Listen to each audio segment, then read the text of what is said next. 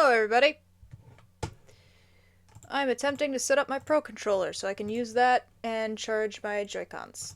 But it looks like I will have to... Please hold while I change stuff.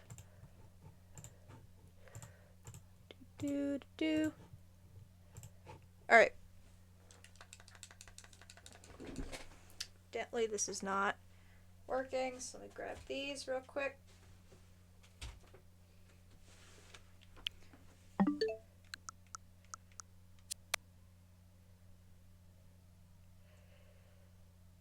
Oh, I have to pair it officially. That's why. Okay, where's the pair button? There we go.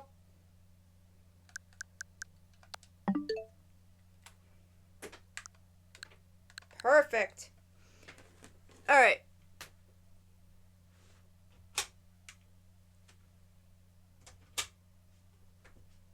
So, as y'all have noticed, if you saw the live message and the title of the stream today, I'm lying to you again. I'm a fat fibber. We are not going back to the schedule today like I thought. Reason being, because I want to play the funny lawyer game. As stated.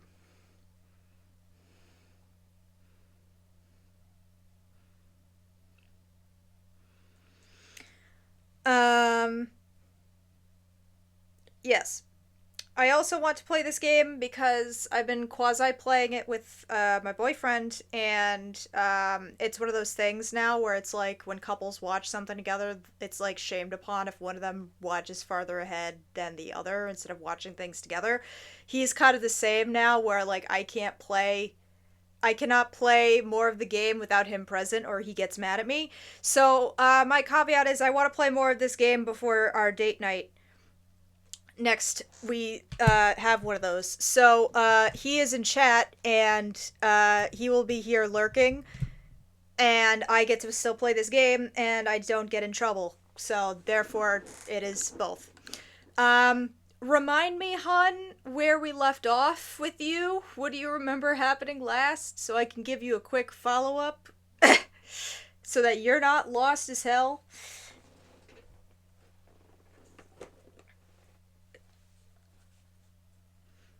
Because I think all I played and saved last we met was the first day of this case. The trial of this case. And I have since done day 2's investigation, and I'm currently in the middle of day 2's trial, where it's gonna, like, end. So... if that's the case, and that's where you last left off, then essentially what happened is, guy was murdered by yokai. We were not in court yet, I think, just investigating. Got it. So, not even the first day of the court. Okay. So, yes. So this, for those VOD viewers and for everybody else who is out of the loop, we are currently playing through Dual Destinies, and we are currently on, let me Google the name, the Monstrous Turnabout, which is the second case. We had just finished going through day 1 of investigation, which is we looked around the murder scene where supposedly a man was murdered by a yokai, which is a Japanese monster. And obviously, because with all the ridiculousness in this series, monsters are not a part of that. So obviously somebody murdered the guy.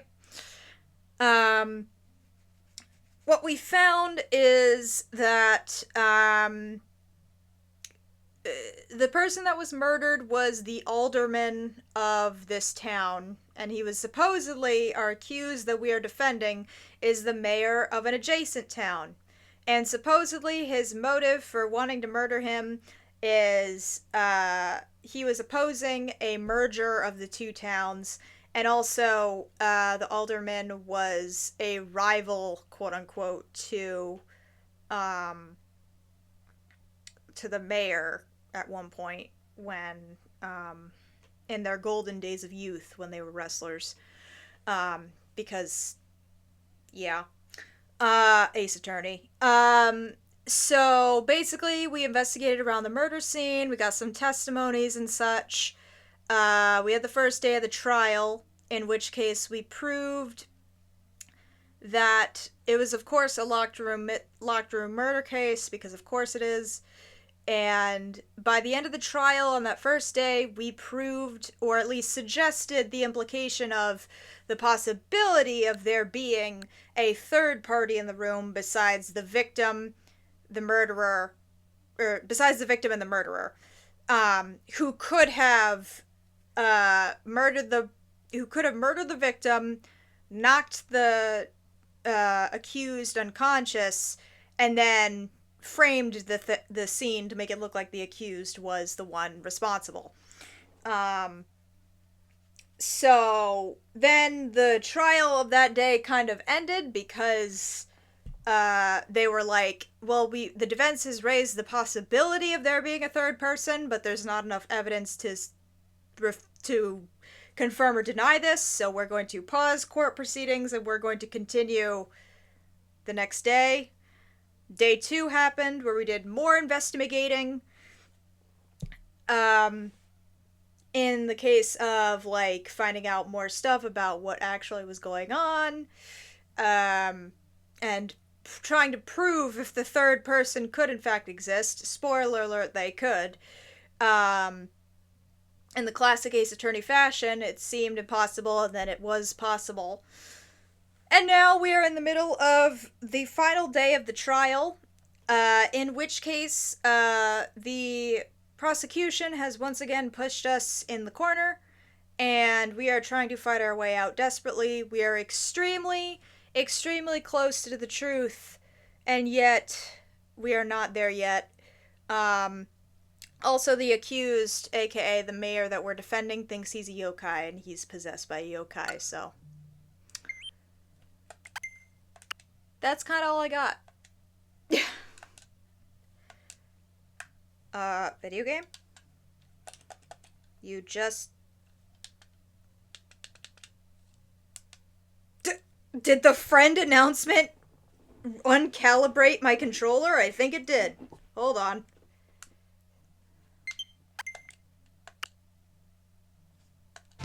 Alright, that was weird. The friend announcement jiggled my controller. But yes, this is the guy we're defending. Mayor Tenma. I will go over the court record as well with y'all. First of all, there's Trucy. She's the friend of... Oopsies. Oh god, buttons. The friend of Jinxie Tenma, who is the daughter of the mayor. She thinks that we, Apollo Justice, are a demon because of our pointy hair. You'll see it in a second. The Amazing Ninetales is a masked wrestler who sparked a craze in yokai and brought tourism to the two towns that they're talking about. He is against the merger of the two towns. Nobody knew his true identity. We found out that his true identity was actually Rex Cuby, who is the deceased. Jesus, why is my controller doing that? I'll use a D-pad, I guess. Damien Tenma is the name of the mayor, and he was found unconscious at the scene of the crime, but his fingerprints were on the murder weapon and such, so it's like, oh, a classic case of he was the only one there, so he must have been the guy that did it. And currently he thinks that he is a yokai, or possessed by a yokai anyway. This is the deceased, Rex Cuby. Athena Sykes is our partner. She studied psychology, so she has her cool psychology powers. Phineas Filch is the caretaker of the manor. He looks like a Tanuki raccoon, and he steals shit from everybody, and he's kind of an annoying dick. He was sneaking into the Forbidden Chamber, which is a place that supposedly housed the spirit of a yokai, which is why it was forbidden and never opened, but obviously he got in because he heard that there was treasure in there. Dear God, menus! Forgot my promise to use the D-pad. Sensitivity. Bobby Fulbright is the detective. R.I.P. Gumshoe. He is not present. He's a character. Florent LaBelle is the guy that's sus as fuck, and that's probably the actual killer. His alibi was just proven to be Jack Diddley, because he supposedly said that he was working with, he was talking with Mr. Filch, and we just recently proved Mr. Filch was not in that location, so obviously he could not have been talking with him. Phoenix Wright, our boy, he's not yet a lawyer again. This is a case in the past. And Simon Blackwell, he is he went to prison for murder, but he's still a prosecutor, and also he has psychological manipulation, in which case he basically does Jedi mind tricks on people, and it seriously works. It will happen, and you will see it. In terms of evidence, we have obviously crime scene diagram and fire diagram. We have a scroll that apparently depicts the two yokai. We have the demon statue, which was used to conk the mayor over the head and knock him unconscious. This was the scene of the crime. As you can see, it is quite gruesome indeed. We have a statement from Jinxie, the autopsy report of the man, and the recent stuff is the singular key to the Forbidden Chamber that the mayor at one point had swallowed to keep it out of the actual killer's hands, and then he vomited it back up because joy. Mr. LaBelle's personal effects that he makes for his use and his own use only, and doesn't sell it, but he advertises that he has it because he's a vain, pretentious asshole. And this is a figure of apparently the relation of Mr. Filch, and it's a classic case of like whenever a thief does something, they leave something to show that they were like a calling card. He apparently left this statue whenever he committed a theft, and he was a Robin Hood figure.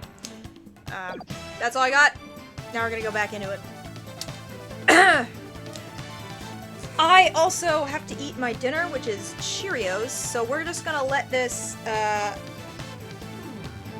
there's gonna be a lot of dialogue, so you're gonna have to read it yourselves for a little bit, so I can eat my Cheeries, because I don't have Cocoms, because nobody's responded to me yet, and boyfriend is tired, so nobody else can read shit for me.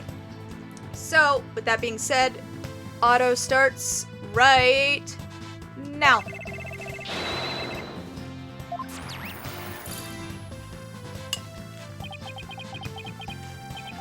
Nice face, Apollo.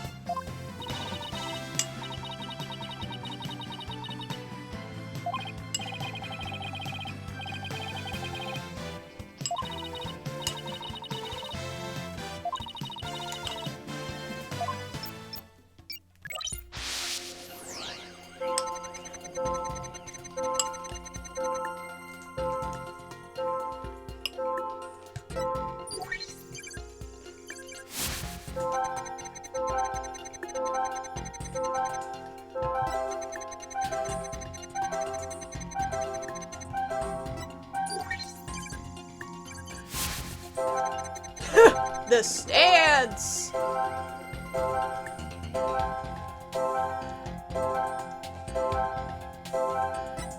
Oh, no, wrong button.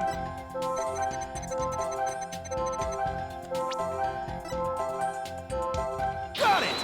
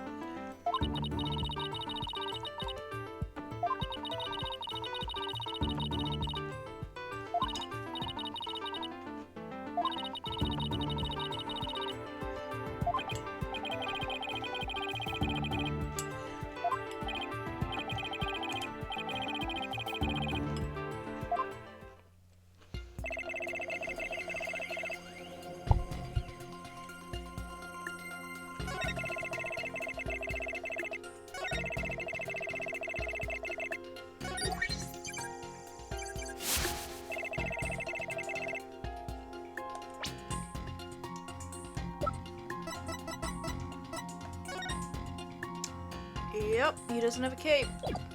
So it's this. Objection!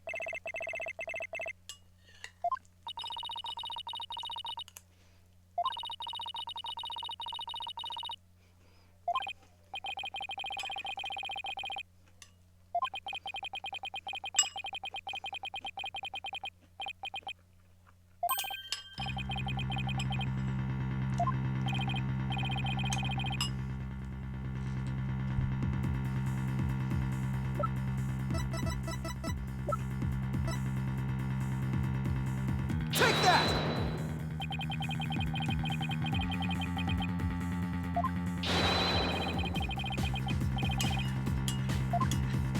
The blood.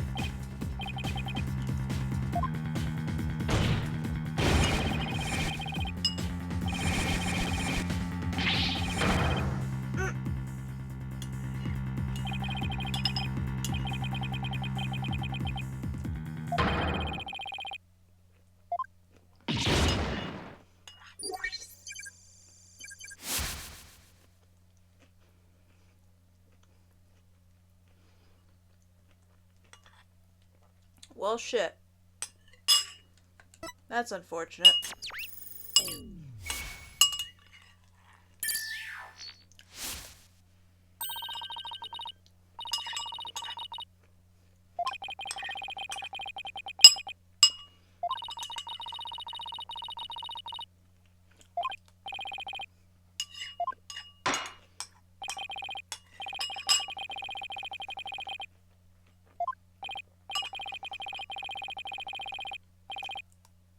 Silence! Oh yeah, Blackwell is a bird too, by the way.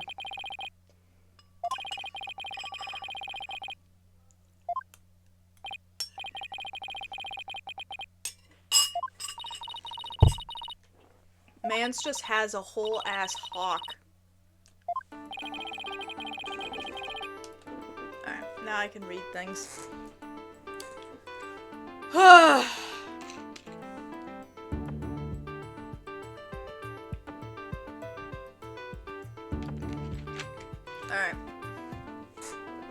I'm gonna try my best to voice act, but I might just give up in the end. Would the defense care to share any theories with the court? Can you explain the inconsistency between the defendant's testimony and his daughter's? Yes, we can. Yeah, I could explain it, because if I don't, we're fucked. Excuse me. Not with more of your bluffs and fairy tales, I trust. Fair warning, Justice Dono. I shall have your head if you fail to explain this.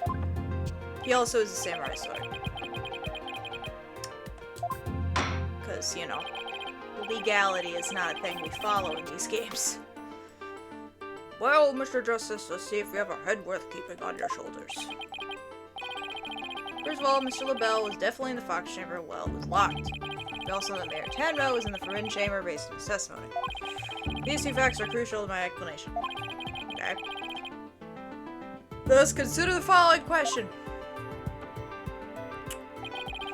Facts point to Flora LaBelle and the victim being there at the scene. Why did Jinxie Tenma see the victim and her father, Mayor Tenma? Very good question indeed, and I suppose you have an answer for us? Sadly, you would be supposing wrong. You think she could have mistaken LaBelle for the mayor? Well, if she did, then the question is, why did she do that? All about that explanation, Mr. Justice. I believe the time for questions is over. The defense asserts that Florence LaBelle was at the scene of the crime. However, Jinxie Tenma has testified that she saw her father collapse there. She has in fact misremembered the event. What could have made her do so? I can't.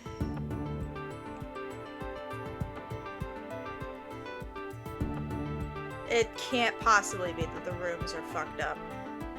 Or that she fucked up the rooms. There's absolutely no way.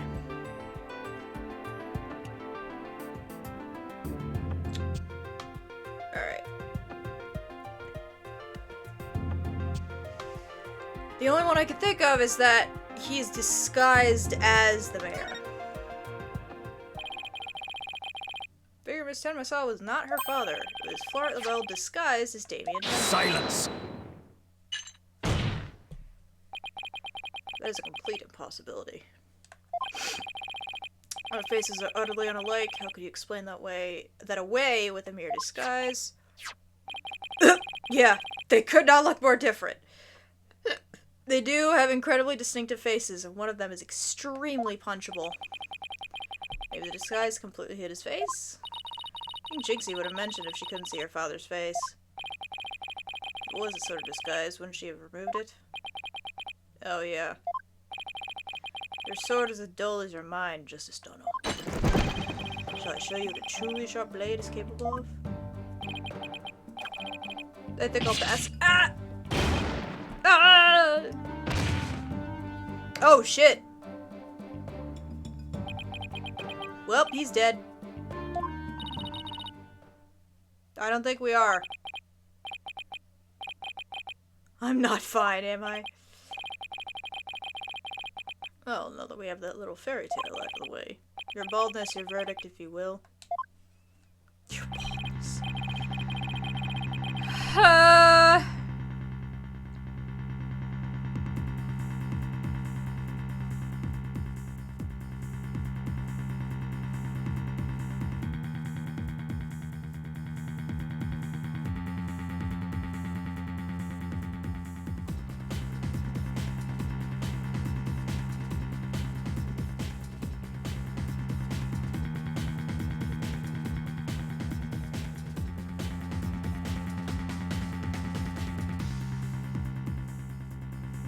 Alright.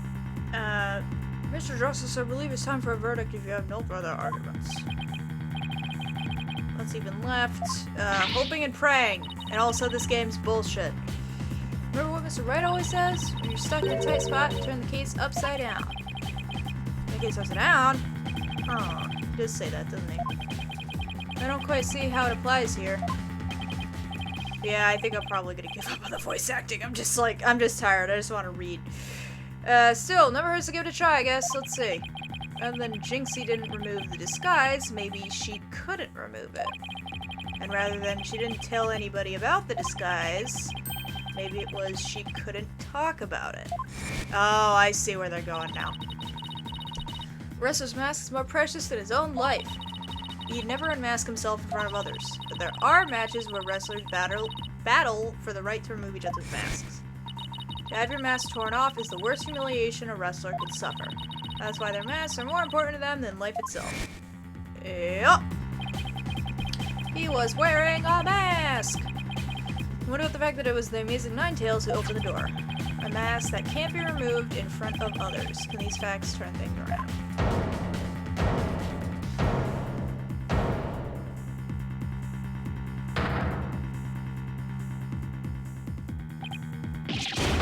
Ah! We got it backwards. I think we might have made a huge mistake. Oh, great. Their baldness, I see no need to further indulge them in their silly little farce. Farce. Defense has no proof, they never did, and they never will. Womp womp. And it seems like I must announce my verdict. Objection! No, you don't. We fucked up. I do have proof. We're gonna fix it. Do you now? You look so pissed. Alright, but this better be good, Mr. Justice. We can solve the remaining riddles by turning all of our assumptions upside down. Why Jinxie Tenma mistook Mr. LaBelle for her father, why she couldn't remove the costume or tell anybody about it in the first place. These riddles are inextricably linked to Mayor Tenma's secret identity. Shocking secret identity that will turn the entire premise of this case upside down. This piece of evidence clearly reveals Mayor Tenma's secret identity. The mayor isn't the Amazing Ninetales, or the alderman was not, but the mayor is. Ah! What absolute claptrap? Oh god, why? Why is this man supposedly British? We thought the alderman was the Amazing Ninetales and the mayor was Tenma Taro. That's why we believe the mayor killed the alderman in his lust for Ninetales-ville. It was the basis for the prosecution's entire case against our client. However, we got the whole thing backwards! Mayor Tenma wasn't Tenma Taro at all, he was the Amazing Ninetales! That face is apt, Christina. What's this? You best explain yourself. Oh, I will. Where you derive such a far-fetched conclusion. Okay. Jinxie, no doubt, knew the true identity of the Amazing Ninetales, but she couldn't tell anyone no matter what. That's why she didn't say it was the Amazing Ninetales she saw passed out. Even though, unbeknownst to her, it was really Florent LaBelle in disguise. The accused and that deceitful dandy is a choice, are utterly dissimilar in physical build and voice. Little scamp would have seen the difference. Objection! Nuh-uh. Your Honor, I plead nuh-uh. Remember, Mr. LaBelle has his very own brand of cosmetics. Why couldn't he fake a different build, too? Oh, bot in the chat. Let me just snipe that real quick.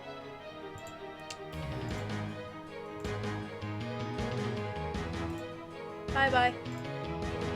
Alright. Now we continue with the drama. Anyone speaking through a mask would naturally sound different. Silence! Why did she not simply pull the mask off? Objection! Because she values his secret identity! A masked wrestler disguised is more precious than life itself. As a huge fan of the Amazing Ninetales, she would never dare unmask him. She would not out him. This case of mistaken identity also explains the riddle of the locked room. By all means, answer it for us already. First, Mr. LaBelle entered the room where the mayor and alderman were talking. I suspect he brought with him coffee laced with some sort of sedative. Once the alderman was out cold... Stabby, stabby. That's when Mr. LaBelle killed him. Next, he took the mayor, who he had also drugged, into the Forbidden Chamber. Then he returned to the Fox Chamber, slipped into some of the mayor's spare clothes, and completed the disguise by donning the Amazing Ninetales' mask. With his entire charade in place, Mr. LaBelle then let out a scream. A scream that led Jinxie Tenma to the scene. So then, the person who said, "I killed Alderman QB," was... Florent LaBelle in disguise. The mayor never actually confessed. Silence! This is getting sick. This is getting heavy. There's no more than guesswork and speculation. Now stop your jabbering and shut the fuck up. No, you twisted samurai! This time you stop your jabbering and let me finish making my case. Eat shit. Once Miss Tenma left the scene, Mr. LaBelle, still wearing the mayor's clothes and mask, opened the Forbidden Chamber so he could drag the mayor back out in the Fox Chamber. The Amazing Ninetales the mayor saw was LaBelle opening the Forbidden Chamber. The second time Mr. LaBelle opened the door to the Forbidden Chamber, he happened to catch the thieving Mr. Filch by surprise. Startled, Mr. Filch in his Tenma Taro disguise ran as fast as he could away from the room. Whee! As he did, he left behind him a trail of feathers and tracks, and gave Miss Tenma the scare of her life in the hallway. When no one left to witness the events that had occurred, Mr. LaBelle then proceeded to drag the sleeping mayor back into the Fox Chamber. Well, it certainly does make sense. And after dragging the mayor back into the Fox Chamber, Mr. Mr. LaBelle threw the mask out the window and fled. Silence! For this absurd theory to work, it requires that the defendant be the Amazing Ninetales. However, he was the one pushing for the municipal merger. That such an individual could possibly be the Amazing Ninetales is preposterous. Shut up! The mayor was blackmailed into pursuing the merger. Ms. Tenma's life would have been in danger if he had openly voiced his opposition. That's why he created a secret identity as the Amazing Ninetales. This is madness! No one could possibly hatch such an insane plot. No one except a killer as insane as this plot, and I'd say Florent LaBelle more than qualifies. Foolish mortal, it is at your own peril that you forget who I am! Mayor Tenma, it's okay now. Jinxie will be safe just as soon as Mr. LaBelle is arrested. You are the Amazing Ninetales, aren't you?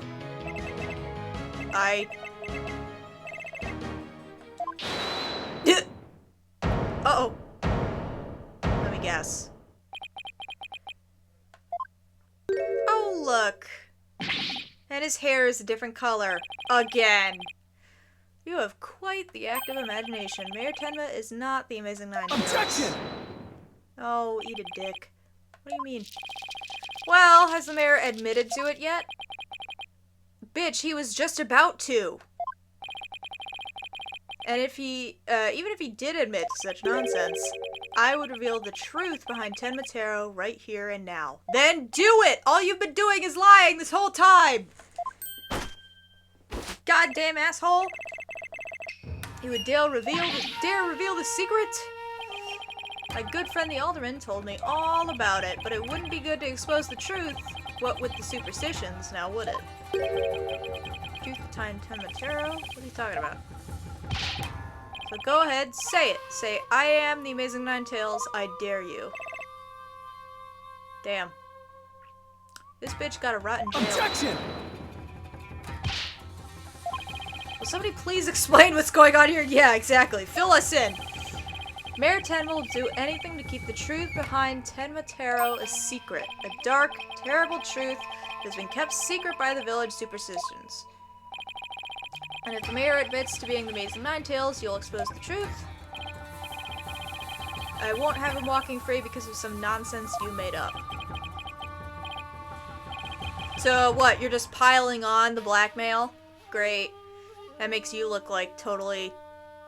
that makes you look totally free and fine. What now? Without the mayor's admission, your theory is as useless as you are in battle. I'll show you! Apollo, don't you dare give up now! I know. Your Honor, I believe Mr. LaBelle's statements warrant a thorough cross-examination. After all, the true identity of the Amazing Ninetales is the cornerstone of this case. You do have a point. I will say, in this one case, Apollo has proven himself to be way more of, like, an actual lawyer than Phoenix has ever been. Like, he's been hammering shit home. Man's got the sauce. Please enter this court, Mr. LaBelle, as the defendant of the Amazing Ninetales, or not. Dun dun dun. What is tacky-ass outfit? This bitch belongs in jail. Amazing Ninetales' true identity is not Mayor Tenma. The mayor would never admit to such utter nonsense. But if he did admit to such nonsense, it will expose the truth behind Tenma Tarot right here and now. And that would bring ruin upon Ninetales' veil, just as the superstitions say. Great. I have a feeling that we're gonna learn anyway, so, you know. Talk about out of the pot and into the fire. At this rate, the mayor will be found guilty for sure. Honestly speaking, if Mayor Damien Tenma is not the Amazing Ninetales, I'm afraid I don't see how the defense is much of a case here. Yeah. God. And let's leave it at that. We all know Alderman QB was the Amazing Ninetales anyway. And that's how Ninetales Vale made a comeback. The Alderman was so popular. There's gotta be a hole in that testimony somewhere. Yep, that's how the game works, but I don't even know where to start. we don't have any proof that the mayor is the Amazing Ninetales, then we'll just have to get him to admit it himself. But if he admits it, Lavelle's gonna expose the secret behind Ten Matero. Damn. Dents may cross-examine the witness. This is gonna suck, ain't it?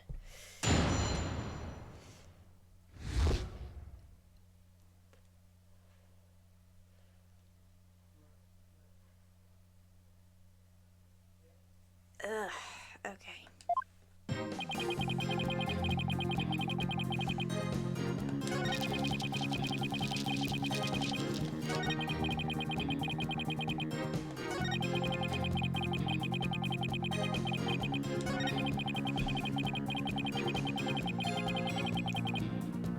I feel like you're gonna have to let the cat out of the bag, so what's this deal?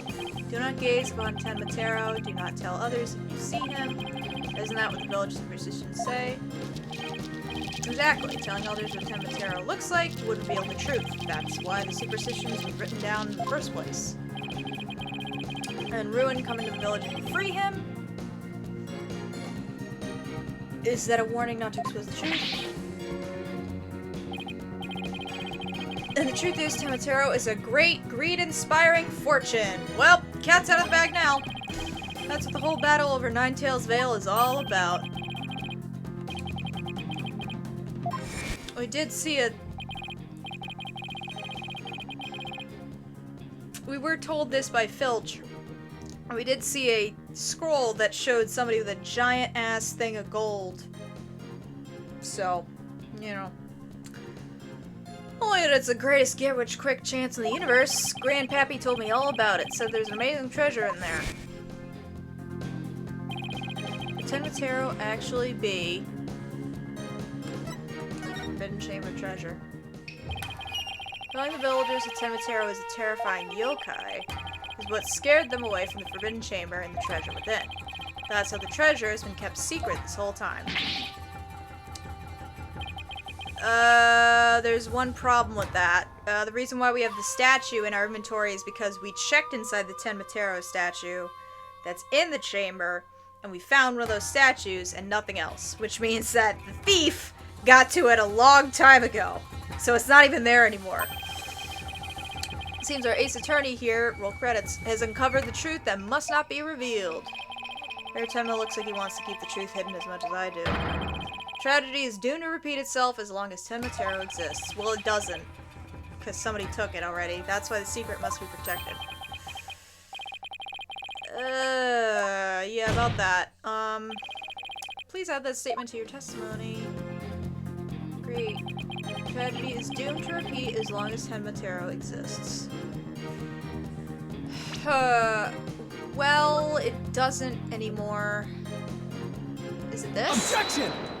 Yeah. Miss LaBelle, what if Ten Matero no longer existed? Revealing the truth would no longer be an issue, would it? If Ten Matero no longer existed? I'm not gonna make him laugh because he laughs every other fucking message. What on earth are you talking about? You haven't heard. Ten Matero no longer exists. But I guess you didn't get to do a thorough search after the key was taken from you. Because when we searched the Forbidden Chamber, there wasn't any treasure there. No, maybe we weren't looking in the right place. Nuh-uh! Sorry, but I have proof that Ten Matero no longer exists. Take a listen to this figure. What do we have here? Looks like some sort of creature. Yup. We found this in the Forbidden Chamber. It's an Azuki Kozo figure. The great thief Azuki Kozo used to leave them at the scene of his crimes. Are you suggesting that Ten Matero has been stolen? Yeah, a long time ago. Yep, Phineas Filch's grandfather, a master thief, was the culprit. And by that hideous moronic caretaker's grandfather. Yep. No! My beautiful golden Ten Matero was... The greed inspired by Ten Matero can no longer bring ruin upon Ninetales Vale. Because it's not there anymore. Isn't that right? The root of tragedy would indeed seem to be gone. In fact, I now recall the alderman revealing the secret to me on the day of our meeting. He must have been speaking of Ten Matero. For he said to me the gold ingot was gone. gold ingot? You mean the treasure that is Tenmatero's true form? Recall if you hold the scroll in the Forbidden Chamber. Tenmatero is the yellowish object shown there. A giant gold ingot that my nomadic ancestors bestowed upon Ninetails Vale. Here it is. In return for that gold, my ancestors did receive from Ninetails Vale land that would become Tenmatown. But drive the villagers mad with greed did that great fortune. Bitter was their greed-fueled battle. It was as if they were possessed. My ancestors' gold became as a curse upon their village, a curse of ruin. Well, here we go. Thus it was that the yokai Tenmatero came to be.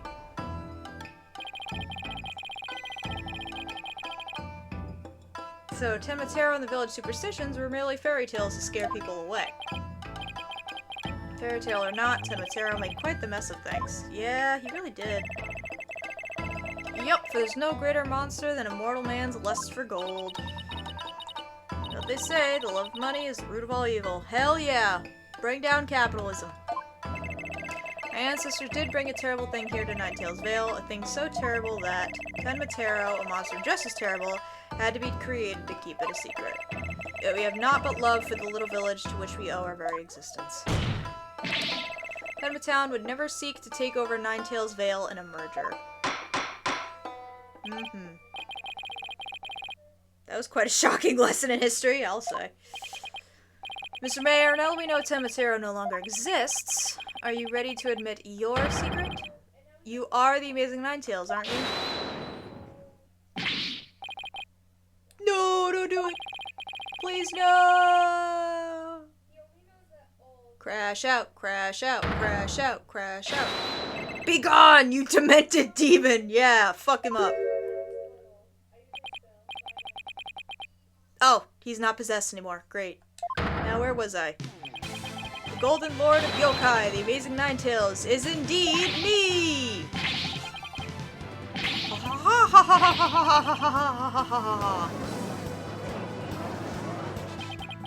And that means... Jinxie! Tiny child! Not really, because she's supposed to be 15. Yes? A man wearing the mayor's clothes who you saw collapse in the Fox Chamber. Was he wearing the Amazing Ninetails' mask? Uh-huh. That's what made me think it was Dad. Or Papa. He said he was going to reveal his secret identity to Alderman QB that day, so... So it really wasn't Papa I saw there, was it?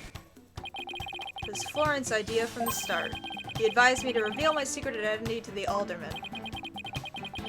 Rube Goldberg machines have less elaborate setups than his scheme. Yeah. Yeah. Rest easy now, little Jinxie. That monster's deception is through. Caw-caw-caw! Sure.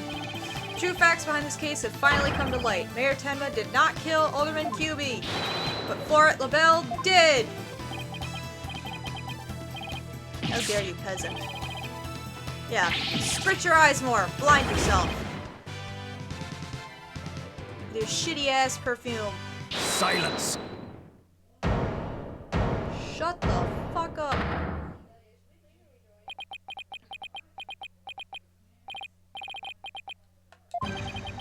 You should at least have a real blade in your hands if you desire to cross swords with me. Have you mistaken this battlefield for a training ground? What? I do love his theme. It's kinda rad.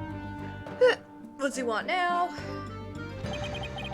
Evidence is like a razor-sharp blade that cuts through bone as though it were butter. But you have only blind guesses, a dull blade incapable of cutting even a cake. He has you there, Mr. Justice.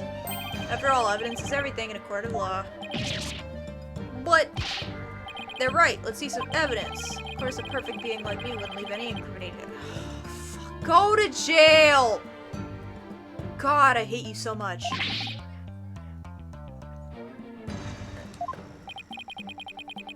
This is the final battle. Just as a samurai must live and die by the sword, you will live or die by the evidence you hold. My swift blade of judgment awaits. Now present your conclusive evidence, or don't you have any? Do I have anything conclusive?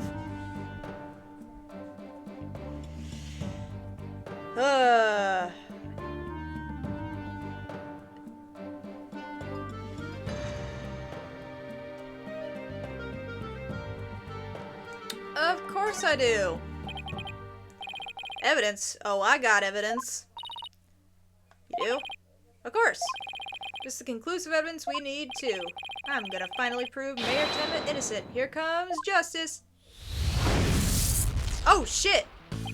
Let's review the facts. This is new. The most damning evidence against the mayor was the crime scene itself. The mayor and the victim were the only two people found in the room. Also, we all thought the alderman was killed because he was the Amazing Ninetales. But we know now, of course, we were way off. The Amazing Ninetales is really Mayor Damien Tenma. That's why when his daughter Jinxie saw the Amazing Ninetales collapse at the scene, she mistook him for her father. Those are the facts as we have revealed. However, Mr. LaBelle asserts that he did not leave any evidence at the scene of the crime, but he didn't say anything about evidence outside the crime scene. Maybe he's as clever as he thinks he is. Does any of the evidence found outside the crime scene prove any clues?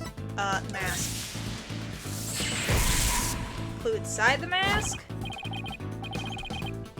The mask was found washed up alongside the river. What sort of clue does the mask hold? It has white hair in the mask. And what about the hair left in the mask? Who does it belong to? It has to be LaBelle. White hair is LaBelle's.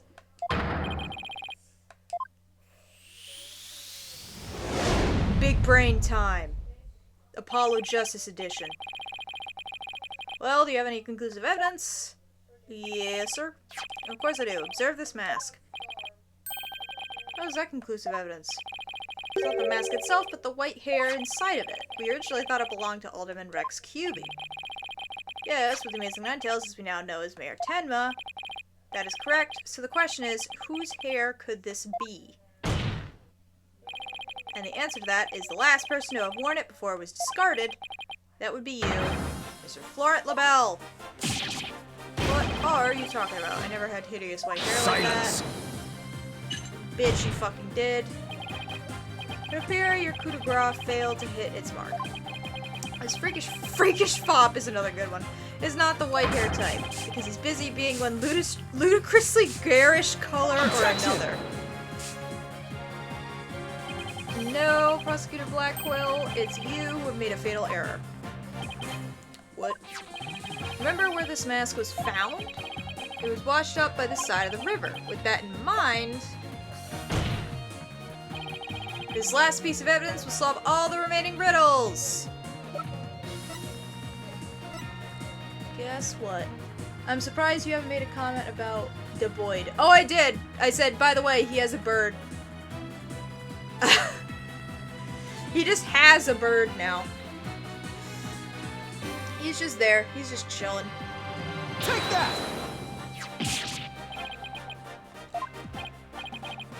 What is that? This is Mr. LaBelle's own private brand of hair color. It washes out with just water. The court will also recall that the Amazing Ninetales mask washed up along the side of the village river with white hair inside of it. You're saying that preening peacock's hair color is white. That's exactly what I'm saying. Natural hair color is a freaky work of fiction. But thanks to the river flowing through Ninetales Vale, we now have a real-life expose. You're old as fuck. You have white hair. White hair in this mask is conclusive evidence proving you're the real killer. DNA test is all we need to prove it, and we both know we'll get a match. Admit it! Florent LaBelle, you were the one who killed Alderman Rex Cubey! Crash out time.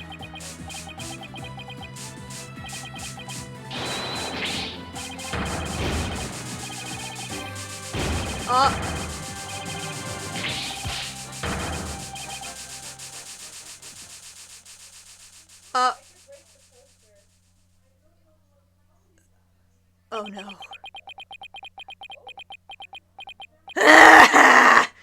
Ugly piece of shit.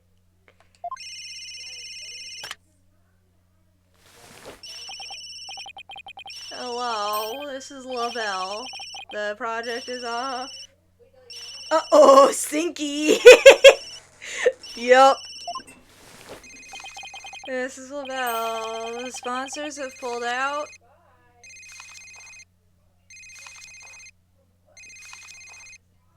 there's a sex joke there, but I'm too lazy to make it.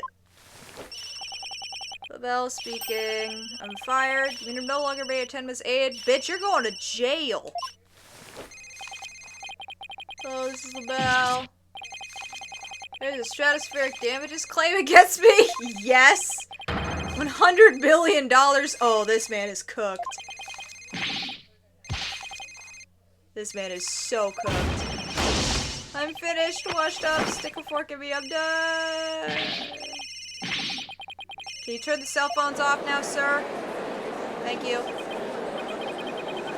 Preposterous. I, Simon Blackwell, defeated.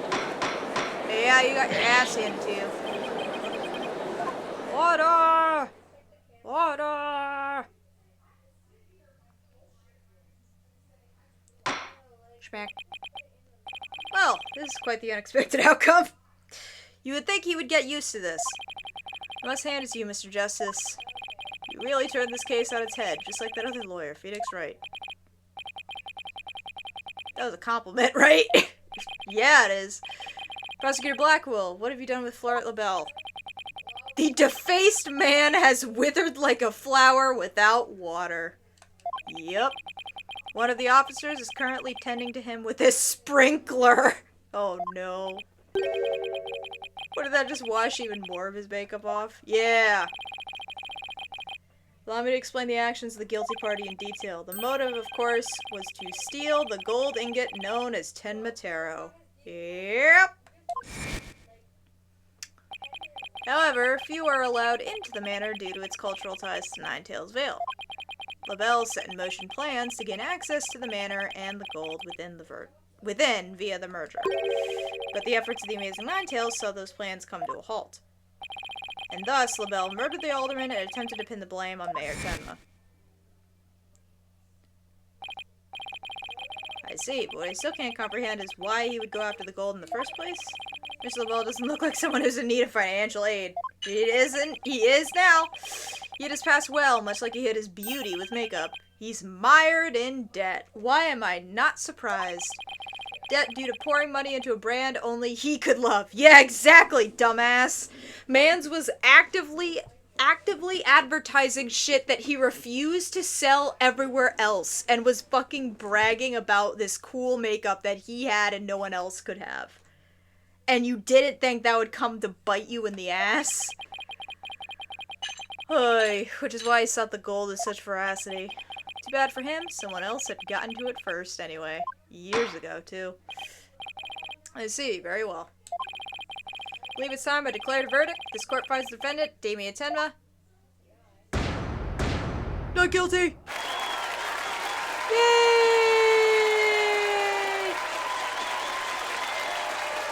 He still thinks he's evil! He's just not even looking at us. Edgy emo ass. Court is adjourned. Schmack.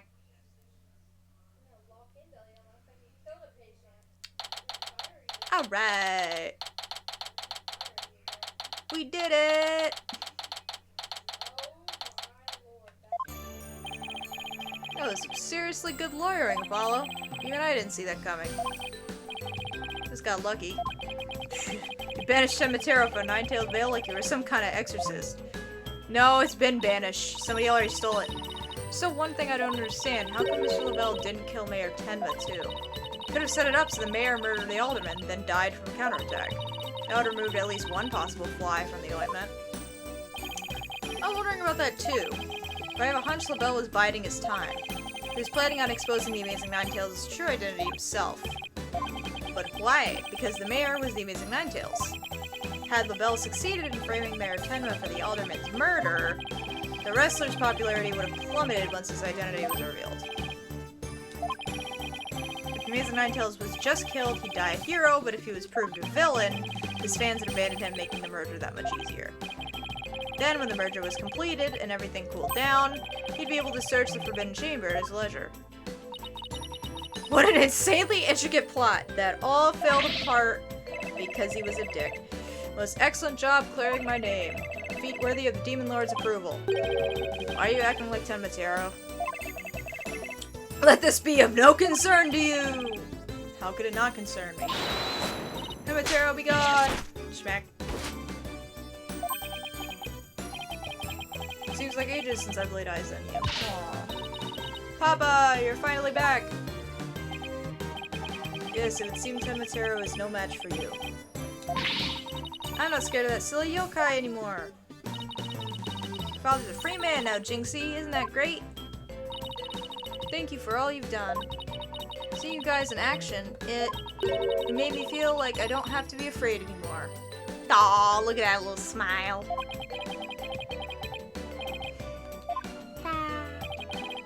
This is all thanks to you two.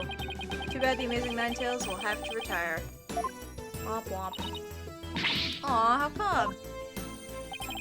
Once everyone hears on the Amazing Ninetales, my fan base will nosedive. After all, I'm not the most popular of people, another reason for my secret identity. I don't see how I could possibly continue. Womp womp. I think you've misjudged yourself.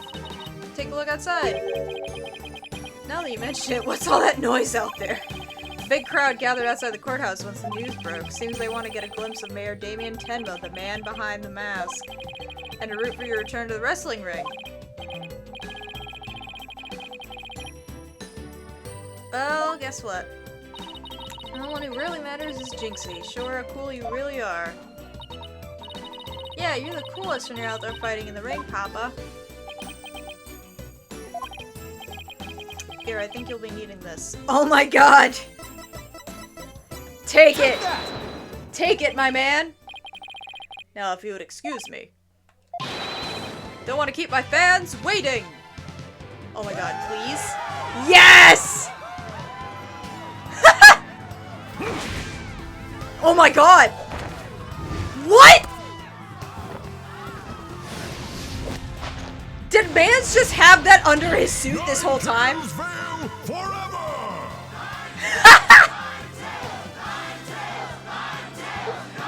Oh my god. This game, man. This fucking game.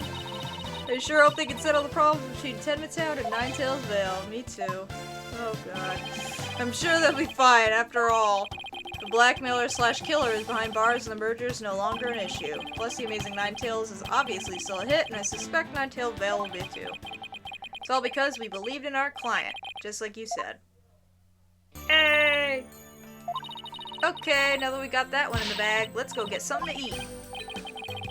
I've been so nervous I haven't eaten since yesterday. That's a problem. Or you might have to start looking. Ha ha. I'm definitely past my growth phase and you should be about past yours too. I'm just getting started. Ready or not, it's face stuffing time. Oh god. Keep eating like that and the only direction you'll grow is sideways. Wow! I've got a hollow leg. I can eat as much as I want without gaining an ounce. Brother. This is amazing. Let's get going before the old man closes shop. El Dude's Noodles! Isn't it all-night stand, you know? Yeah! Nudes! Noodle time, bitch! Salty nudes. Ugh. I'm so ready. Noodles are on me, so I expect some serious eating. Hell yeah, brother.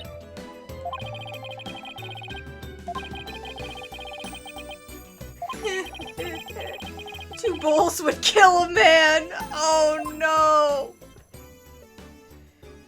R.I.P.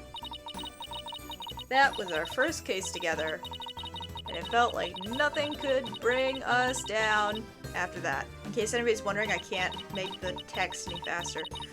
Dark Age of the Lost seems so distant, so irrelevant to our small, cozy office. Yeah, well, about that. But little did I know that it had been lurking all along. Right there behind us. Here comes the giant fist. First time it made itself known was during the murder at Themis Legal Academy. Oh, great. That case would mark the twilight before the dark, cold night that was to come. Great. So we're still in the past. Fiend. Ta-da. Huzzah! Yes. Yeah, we're good. Yes. Turnabout Academy! Woot woot. Themis Legal Academy. Shit. A prestigious high school with alumni in the highest echelons of the legal world.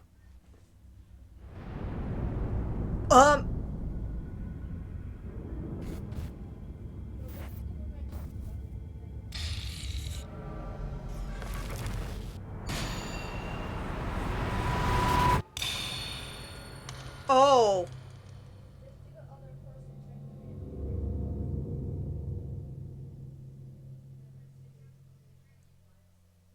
Three kids seriously shanked somebody with an ice pick? Fuck.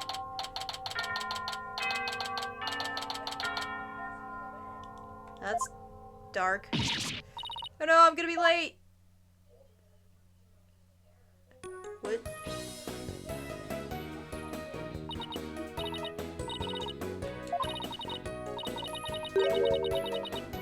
Are we in further in the past? This is a place where many distinguished lawyers and prosecutors got their start. The news spread that Mr. Wright had gotten his attorney's badge. Oh no, so this is after. Okay, we're. Alright. When news spread that Mr. Wright had gotten his attorney badge back, he received a call from the school asking him to pay a visit. Mr. Wright brought us along, hoping we learned something from the experience. But no, I had to go and blow it by getting here 30 minutes late. Oh no. This is not all business today. After all, today's their school festival. Yeah, about that. Oh. There's a lot happening.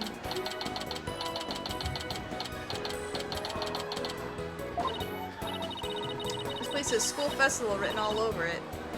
Yeah. There's a lot happening visually. Why all the cold stares? Because everyone's in a school uniform except me? Well, I like the way I dress. I wonder where Mr. Wright and Apollo are. Your attention, please.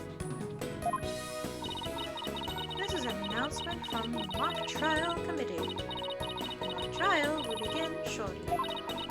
All students and faculty, please proceed at once to the lecture hall. Thank you. Alright. So the mock trial is about to start. But, where's this lecture hall? Looks like all the students and faculty are heading that way. Might as well join them. Maybe I'll find Mr. Wright and Apollo there. Willing to bet? They are... Oh, wow!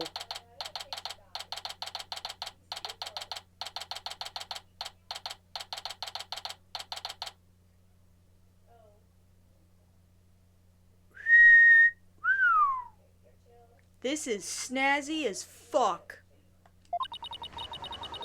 The law school of the future. That's supposed to be the lecture hall. They spent some serious money. Yeah, they did. The district court can't even compete. Yeah, no. Hey, Theano, over here. Oh, hey. What's up, guys? Mr. Wright and Apollo. Been looking for you guys. I'm so sorry I'm late. It's okay. Sorry we couldn't wait for you. We didn't want to be late for our meeting. Looking for you, the person we're supposed to meet, also seems to be running late. Great.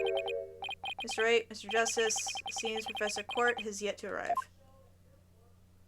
Oh my god. Han, are you seeing this shit?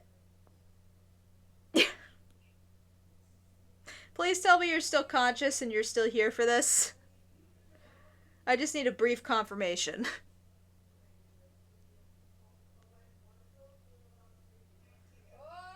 Yes? Okay, good. Thank you. How unprofessorial of her to keep visitors to our esteemed institution waiting like this. I shall make her right. I will not... Oh, who do we have here? You haven't been introduced yet.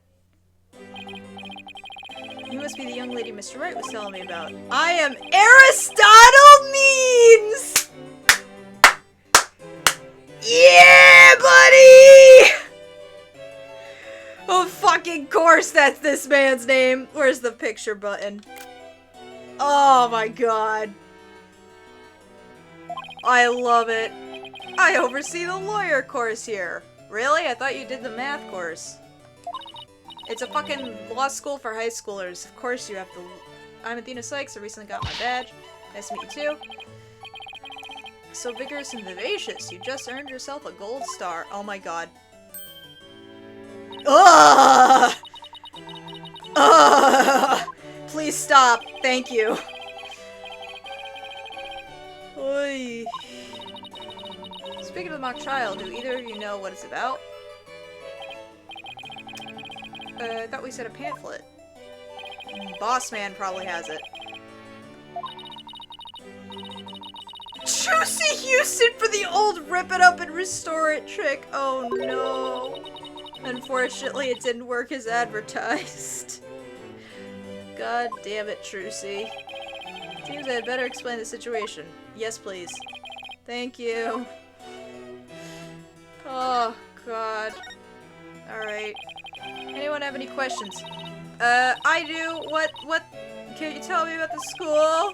We're on a tour. What asks a question? Here's a gold star. No, please stop. Please. Our academy has 3 courses to choose from. Oh, okay. It's all law, though.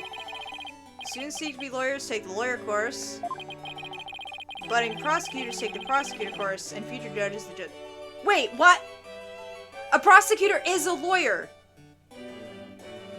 It's prosecutor, defense, and the judge. What? Okay.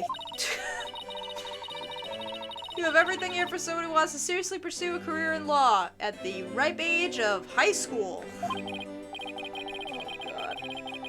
That's what makes our school so special, and today even more so. After all, we are to be treated to a lecture by legendary attorney Phoenix Wright.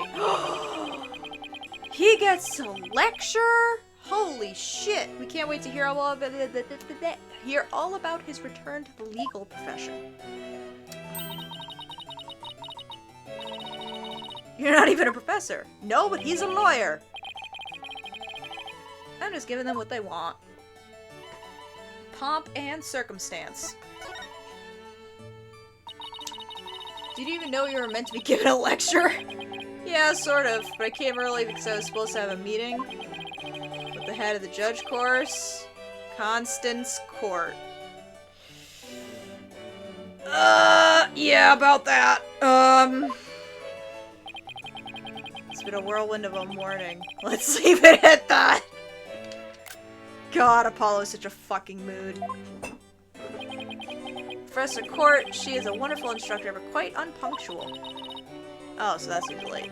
From what I've heard, our esteemed Mr. Wright here is scheduled to hold a training seminar tomorrow, in addition to today's lecture. Oh, how lovely. How much is he getting paid for that? What does that involve? Training in seminar form for lawyers. Oh, excuse me. But it involves various skills to make a lawyer a lawyer. Please stop smiling. The arm angle when shouting objection. The proper way to strike the podium. How to project one's voice. And most importantly, how to bluff your way to victory. Fantastic. Who exactly do you want me to teach stuff like that to again? What a wonderful question. You deserve yourself a gold star. Please don't smile again, ever. The great honor of taking a seminar by a famous lawyer and a famous prosecutor. That is what is at stake in this mock trial, the crown jewel of the school festival. Please stop smiling. Fucking hell. Mock trial in question is a prestigious event that every student aspires to win. The top student in the lawyer course and the top student in the prosecutor course face off in a simulated court case set in this very school. As for the case itself, we select the best script written by a judge course student and base our case on that. Oh, okay. One-on-one battle. So if the student studying to be a lawyer, let's just say, student studying to be a defense attorney wins, they get to take my training seminar. But if the other student wins, I'm not a prosecutor, so there's no cause for alarm. We have a famous prosecutor ready for just such a case. But exactly who it is? Well, that is a special surprise. Famous prosecutor? No, it can't be. Professor Means, forgive me for interrupting you and your guests. Oh! It's one of the murderers!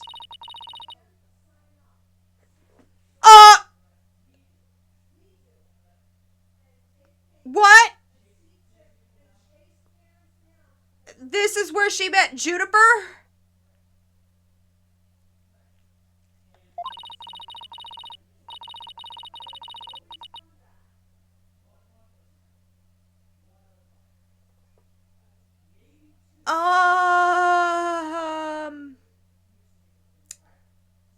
How did... Huh? She really is like Uncle Ted. I don't get that reference. Wow. This is gonna be a lot. Okay. The trial will begin shortly since you'll be delivering the pre-trial speech. Would you mind waiting up in the balcony until we're ready for you? How very organized you are. You just under yourself a gold star too. I wish you would just slap like a sticker on us. Professor Court, well I suppose she'll eventually arrive. Please stop smiling. Now again, I trust you will look after our visitors. Yes, of course, Professor Means. Juniper Woods, that you? Huh? Oh!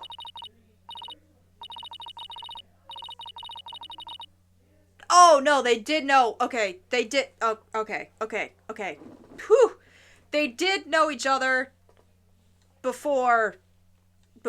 Okay. Oh, I just had a crisis. I almost didn't recognize you. I didn't know you're back from Europe. You two know each other. That's a coincidence. We've known each other since we were kids. Oh, we're like best friends. We lived close to each other, so we used to play in the forest together. That's cute. Like a lot. Why won't you look at me? I guess I shouldn't be surprised since we haven't seen each other in a long time. Anyway, we're supposed to go wait in the waiting room. Not that I wouldn't mind taking in the mock trial you're putting on today. Unfortunately, the mock trial is only for students and faculty. God damn it. There is one seat reserved for Mr. Wright, but no other exceptions are allowed. Lame. Yeah, I'm sorry, but it's part of the student curriculum. Oh, okay. I hope you won't mind remaining in the waiting room until the trial concludes. Look at his face. That's too bad. I was hoping to learn something new today. I'll tell you what. Why don't you take my place? Nani? Besides, I'd like to meet with Professor Court as soon as she gets here. No fair! I want to see the mock trial, too! Sit on Apollo's lap. There's probably fan fiction and fan art of that. Sorry, I'm gonna let Apollo pull what little rank he has if it's okay with Professor Means. Wow! You're new. Apollo is just new, so Apollo gets the chair. Oh god, please stop. But of course, if that is what you wish.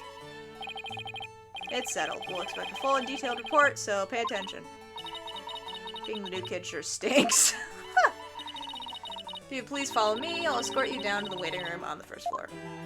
I just realized that they have all the defense kids wearing blue, all the prosecutors wearing red, and all the judges wearing black for their fucking... Oh, god damn it. Still no Professor Court. It's been over 30 minutes. And Mr. Wright's snoozing away on the sofa. This is so boring.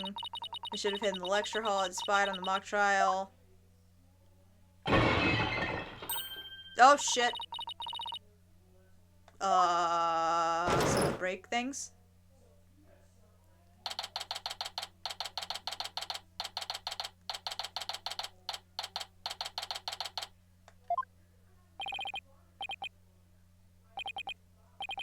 Dino, could have sworn I just heard something fall down and break. Yeah, that's what we heard. If you go running now, they'll think it was you! It wasn't me. I think it came from somewhere outside. Should we check the garden? Better go have a look, seeing as everyone else is in the lecture hall. Okay. Here we go. Oh, no.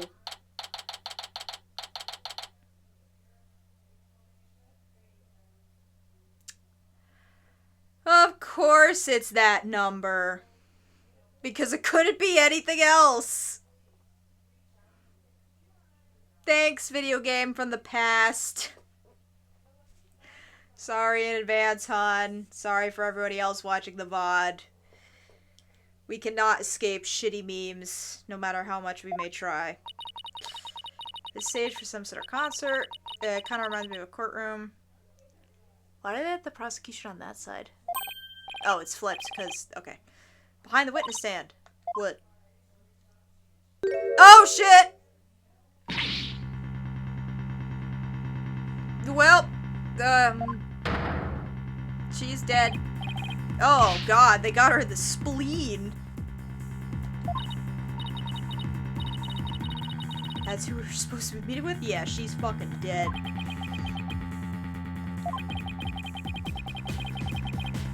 It looks like our meeting's been canceled for us. Shit. This can't be real. Well, it is. Oh, shit! She had marks on her wrists!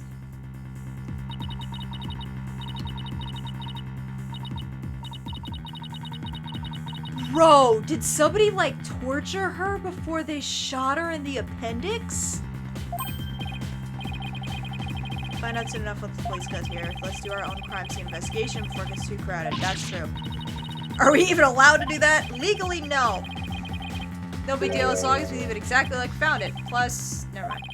Anyway, we should look around while the scene's still fresh. But, okay. You're the boss. So if anything happens, it's on you. Got it. Yeah, let's...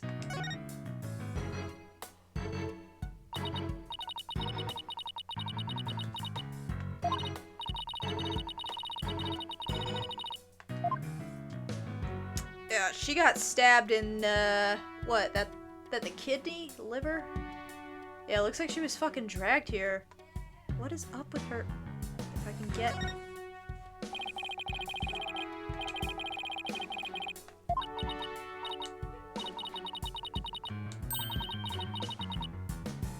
Oh, there is no blood. It's like they just plopped her here. I think his body is cold and rigor mortis has already begun to dissipate. It would appear that quite some time has passed since Professor Court was murdered. This quad was packed with students up until the start of the mock trial. Doesn't mean she was killed at a different location. The killer moved the body here while everyone was in the lecture hall. Yeah. Her arms are raised over her head and there are dark bruises around her wrists. The professor was probably tied up with something. Eventually, her wrists were unbound, and as she reached up to stretch, she was killed? No. Actually, I'm not so sure about this theory. Well, there's not exactly a lot to go on. God damn. So did they just have her tied up by the wrists, and then she was shot in the... Like... Fuck, man. An arrow stuck in her side. Gunshot wounds and stab wounds are perfectly common, but arrow wounds? This is a homicide any way you slice it. In other words, we have a murder on our hands. No shit. So that makes this arrow the murder weapon. Well, that and the bow that shot it. Where could the killer have shot her from? The stage is a sea of obstructions. I'm no expert on archery, but it can't be easy to hit a target with this much stuff around. It'd be possible to kill somebody by stabbing them with an arrow. You would have to do it hard, and it would break. Not sure, guess we better do some more investigating before I jump into conclusions. Got the arrow. What's with the... What's with the... this right here? What's with the book? What if it's her diary? This is the most private thing a girl has. She is gone. I think it's fine. My apologies to late Professor Court. Routine report. Need to speak with Hugh O'Connor. Meet with Hugh about the report yesterday. Important. Prep for mock trial. Final confirmation. Meet with Mr. Wright about training seminar. Mock trial begins. Looks more like a planner than a diary. Every page seemed to have the same sword mark printed on it. I think a girl deserves her privacy, but this may help us solve the case. Yeah, it's a planner, girlfriend. Alright. So, she was obviously from the body for now. Face only turned 5 shades of pale. I was expecting 50. You should probably take a picture of the crime scene just in case. Okay. say cheese! Jesus Christ. Thought I was the one with the twisted sense of humor. That should do it.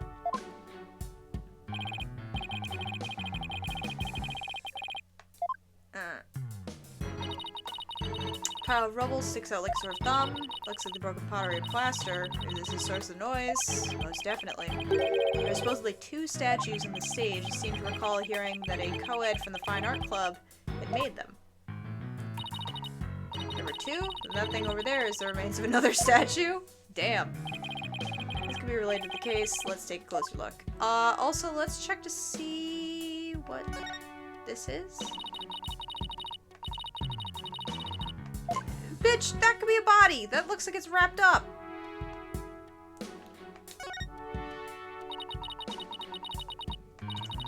Whatever it was, it's reddish-purple in color. When Apollo and I first got here, both statues were already here, but they were covered up.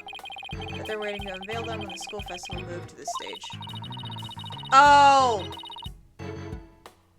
So that's like the top half of the statue just got chucked off? Damn. Guess that just leaves the question, were they broken by accident or on purpose? Right, to draw attention to us. Alright, let's go for the obvious. Buried. The Themis Herald? Shouldn't disturb it, let's just read what we can. Pending declaration of love rocks campus. Final act in torrid love triangle centered on campus she-devil Juniper Woods? What?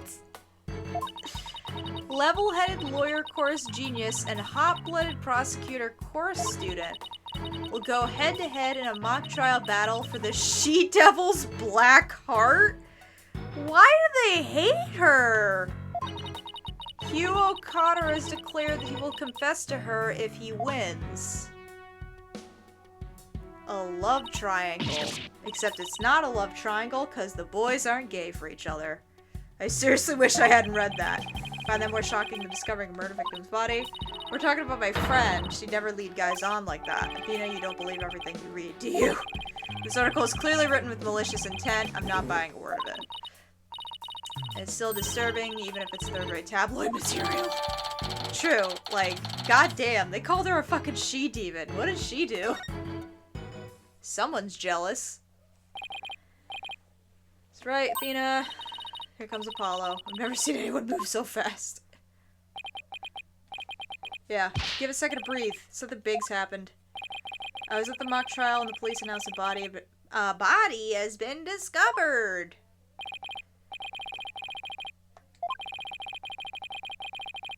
Yeah, the body's right there, dude. Yeah, it's pretty bad.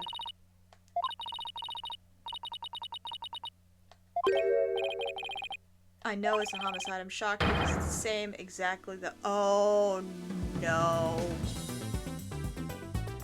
Oh, no! Don't tell me! The body, it's just like how it was in the mock trial. Oh, fuck. Sounds crazy, but the body's location and position, the murder weapon, the lack of pooling blood. Oh my god. It's all exactly like the mock trial. That's so unbelievably fucked up. Oh, here come the coppers.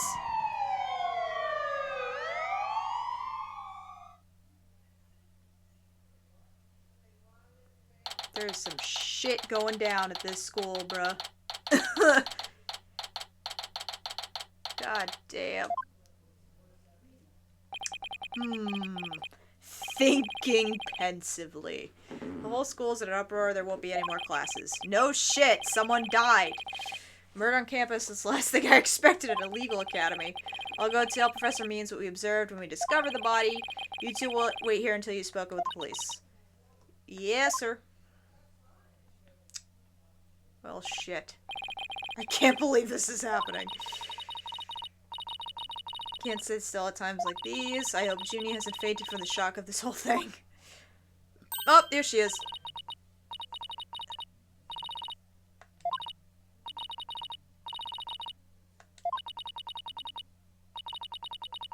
I am student council president. I need to be strong. Look at her.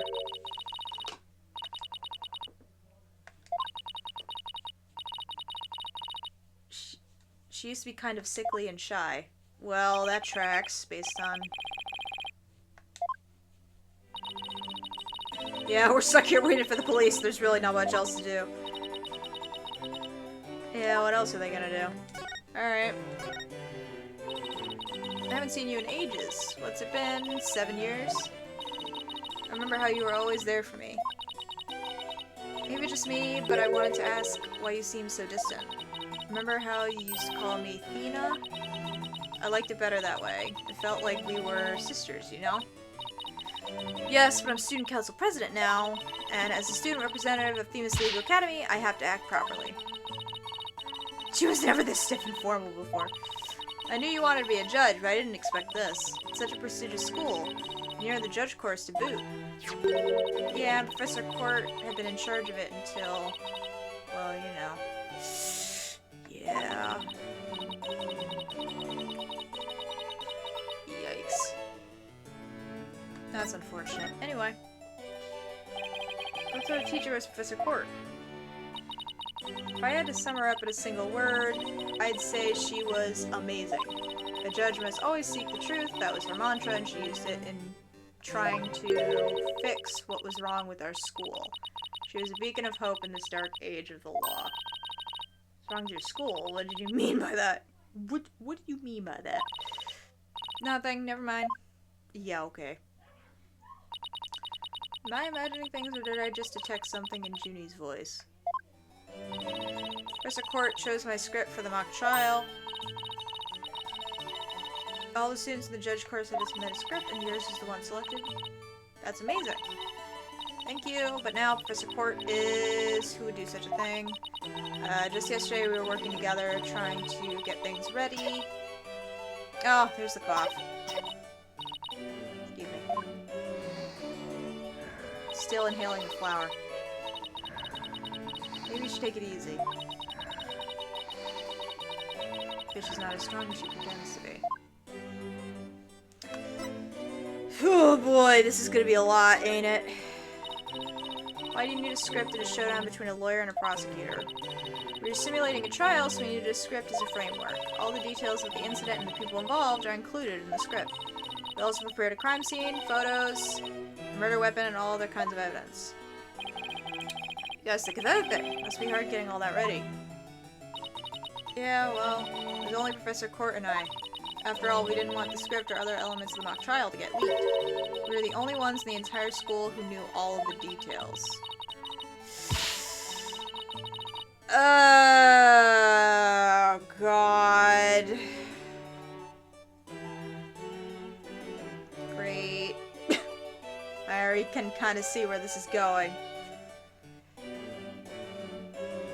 Okay, gotta sleep. Okay! I'm gonna love you, bye. I'll fill you in on shit that you missed, cause I'm gonna stream normal time. And or you can watch the VOD. Must have been a big pain in the... that must have been difficult. I wrote the script so that the case could go either way. That way the defense and the prosecution both had an equal chance of winning. Damn, that must have been hard. I think that's all she's capable of. You've got another thing coming. Nani? Oh! Juniper's genius doesn't stop at the script. Yeah! She gave an award-winning performance as the defendant, man! I think I found a rival to my cords of steel. Hugh, Robin, aren't you going to introduce yourselves to our guests? As student council president, I won't have you treating them rudely. Great. I heard Mr. Wright was bringing a couple of guests with him. That would be you two, Paula Justice and Athena Sykes. Yep, I'm Athena Sykes. I'm Paul Justice. Nice to meet you. I'll pass on the handshake. I'm studying to be a lawyer. The name's Hugh O'Connor. some call me Mr. Perfect because never score less than 100% on tests. What a fucking nerd. Most pretentious introduction ever. What's with his hand? Is it glued to the inside of his pocket? Let me first apologize for Hugh's totally rude introduction. Sorry! Here's my intro. I'm Robin Newman! So I can become a prosecutor, like the really cool kind that nails bad guys. No, where's the sincerity? So he makes pottery. What's that brace-like contraption for? Judy sure has made some unusual friends. These two were the lawyer and the prosecutor in today's mock trial. Even though I wrote the script, I also played the part of the defendant. Final act in torrid love triangle centered on campus She-Devil Juniper Woods. Level-headed lawyer course genius and hot-blooded prosecutor course student. We'll go head-to-head in a mock trial battle for the She-Devil's black heart. These two are the guys who supposedly have a thing for Judy. Juniper, come on, your role's way just beyond that. Mock trial's just a start. She's also in the school festival's main event. Live on stage, Juniper Woods, and the crowd goes bananas. Woo!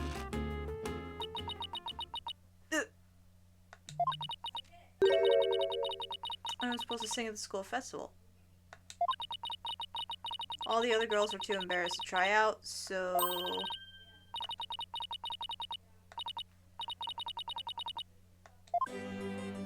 Damn. Alright, give me 5 seconds. I need to do a quick streak so I don't lose numbers on my Duolingo chess lessons. Oh, okay. Let me also get rid of all these notifications. Ugh, okay.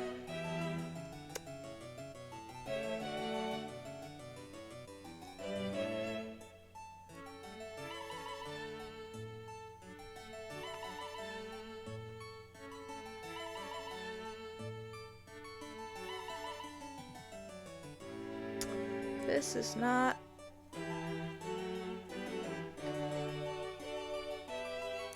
Oh, I guess the DLC thing was supposed to be after the Monstrous Turnabout, but they moved Turnabout Academy to... Okay, so...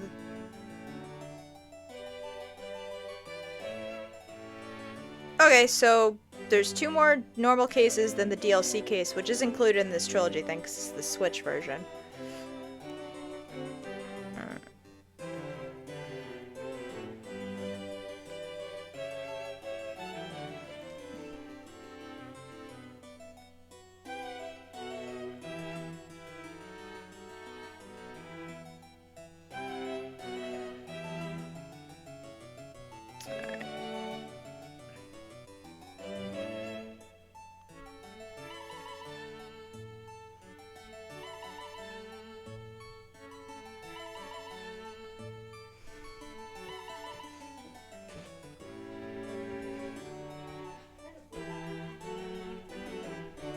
Alright. Oh, right, and then I was gonna... Okay. I have a guide up in case I'm really stuck and I have absolutely no idea what to do in these games, because sometimes the brain do be braining. So that's why. But yeah. Let me just quickly do this.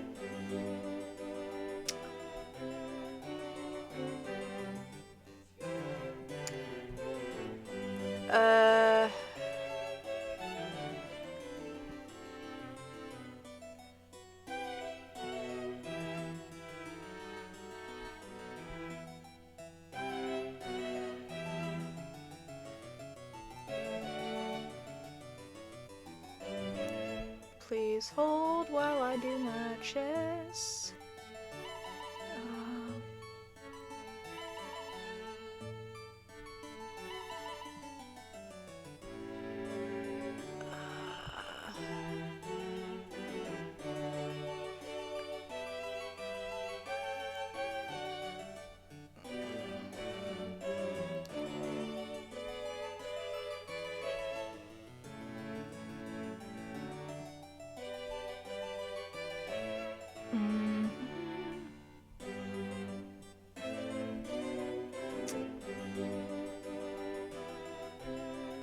cool. Ta-da! 443-day streak. Huzzah.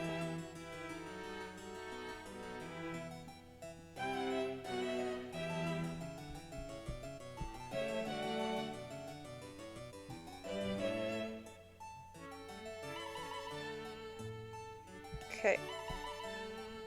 Alright. Let's go.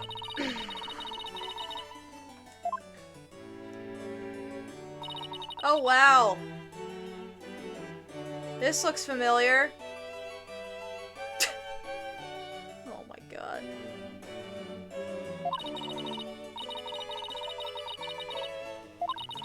Constellations in particular are really something. One of my favorite things to do is to look up at the stars in the middle of the forest.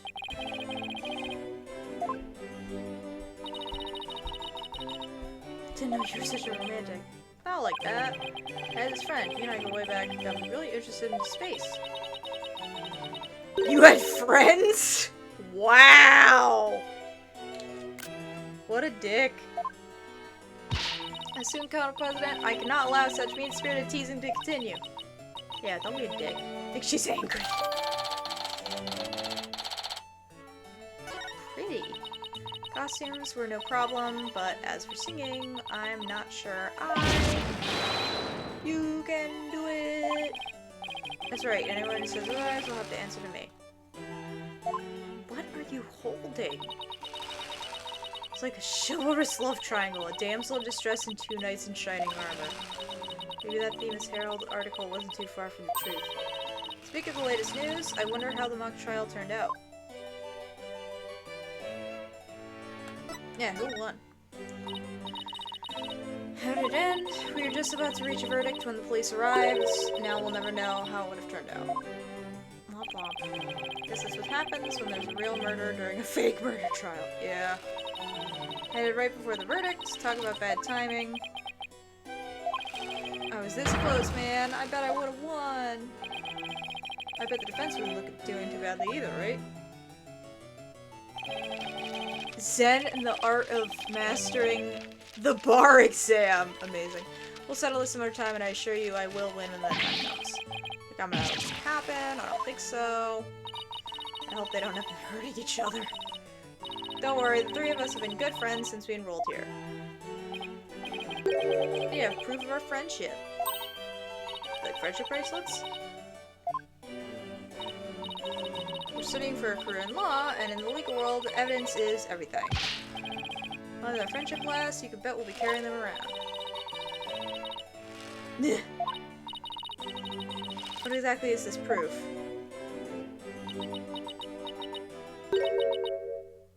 Well, it's a secret, and if I show you, it would be bad luck. Okay. Definitely some discord in Junie's voice. Friendship is sacred and inviolable. It's not something to put cheaply on display.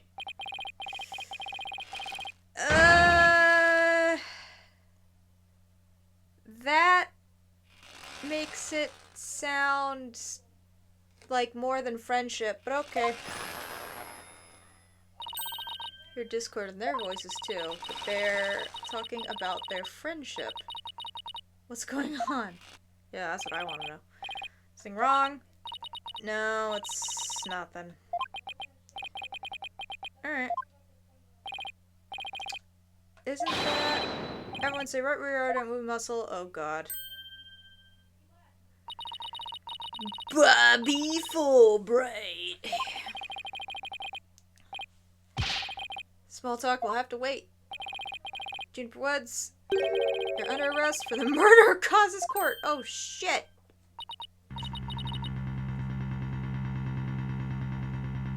Oh god.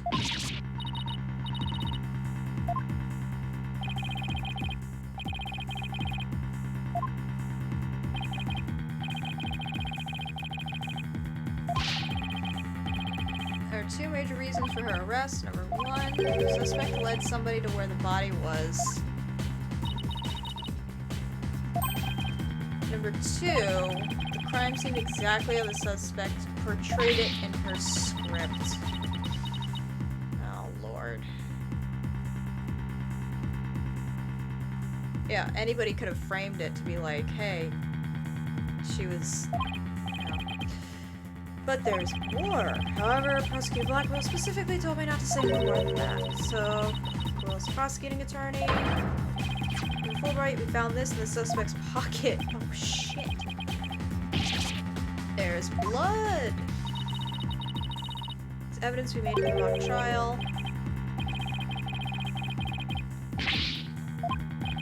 Never heard of such a thing. You're in a school, brother. Now, if you would... Oh, God.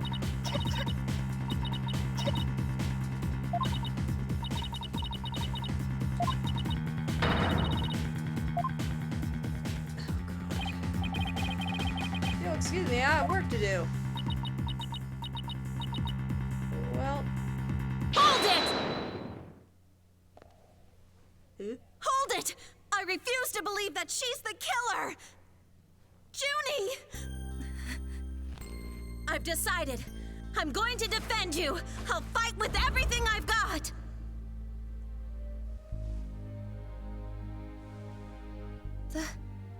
Dina.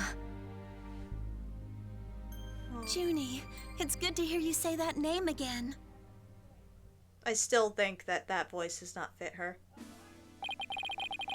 Hate to interrupt your bonding time! You're barely even a lawyer. I don't have much experience, and I may need Apollo and Mr. Wright's help. But nobody believes in Junie as much as I do. I'll help you too. No way you murdered your professor.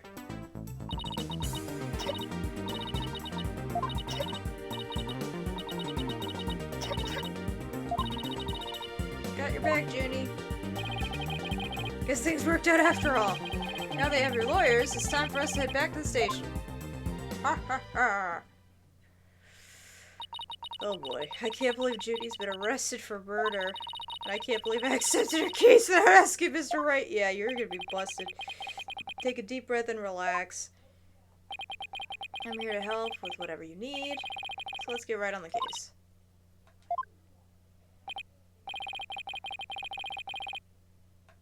Rank amateurs?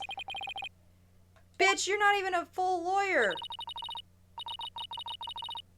Yeah. You!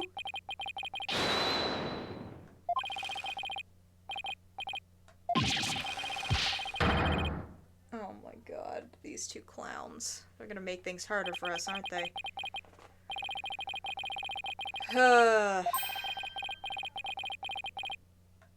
About the mock trial. You said the victim's location, position, and so on were just like in the script. But without the script or any props, it's kind of hard to explain.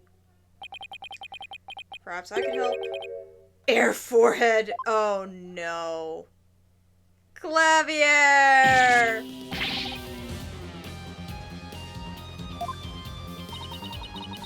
You two seem to know each other. Is someone gonna introduce me? Oh no. I do believe we have a fresh face. Greetings, Fraulein. I'm Clavier Gavin. Some know me as a prosecutor, but I'm most famous for my former rock band. We're quite popular, you know, but regrettably the band went kaput.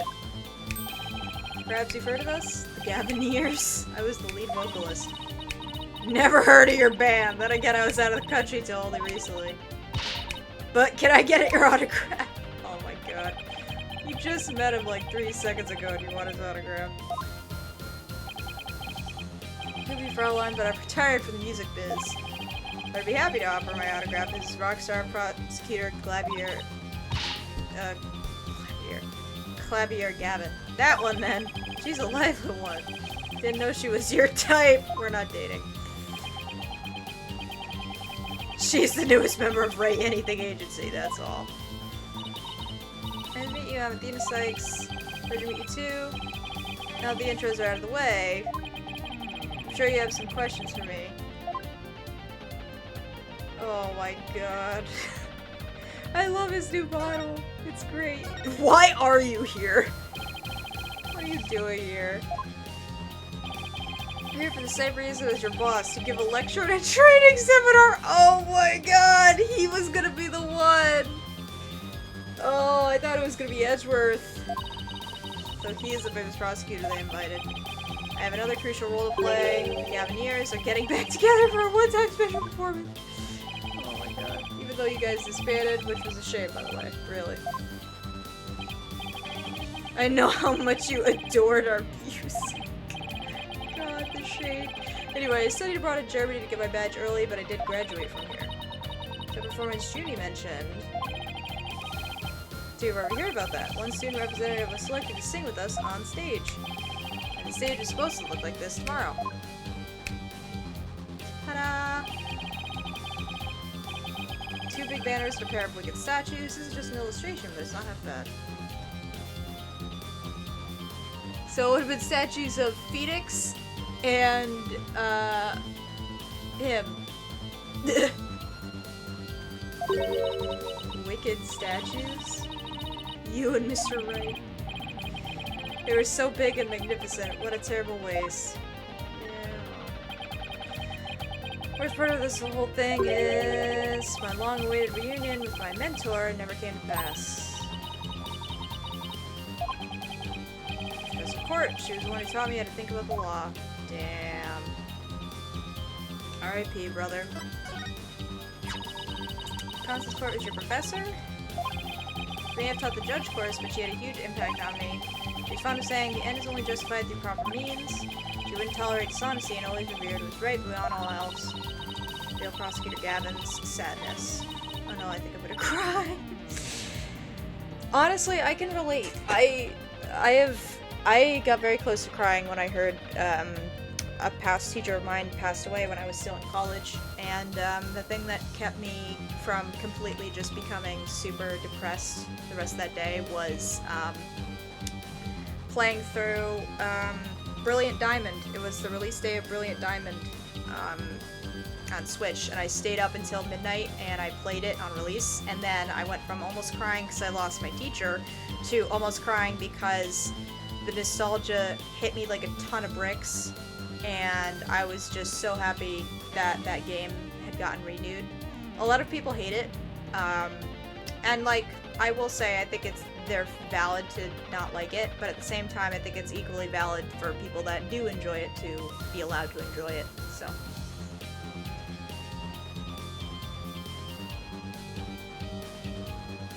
Alright.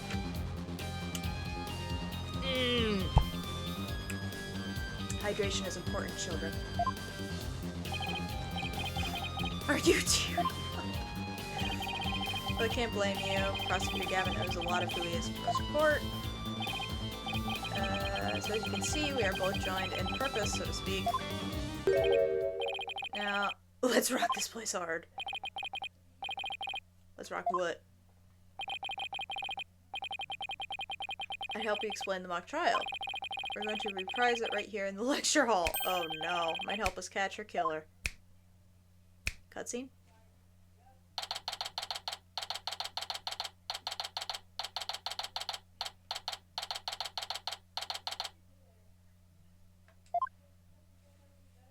Oh my god. Mock trial reenactment? No way.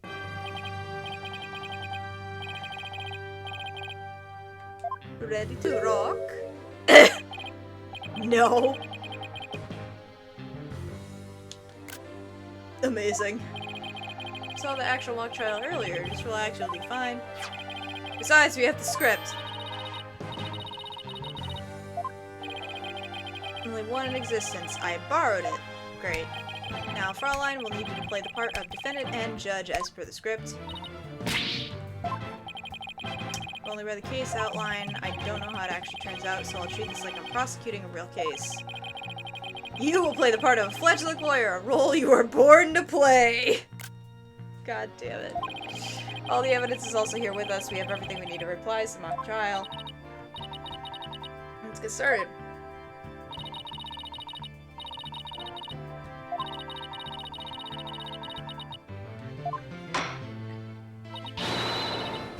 The mock trial. Oh my god. double mockery perhaps, but a trial is still a trial. Ashtung, baby, it's no holds barred. Let's rock. Can we take it easy today? Objection! Oh no. It may just be a mock of a mock, but there's only one way to compete. You play to win. Each time I catch you sacking off, I'm holding you in contempt of court. Great, a judge that voices their own objections and abuses their judicial powers. Amazing. Okay.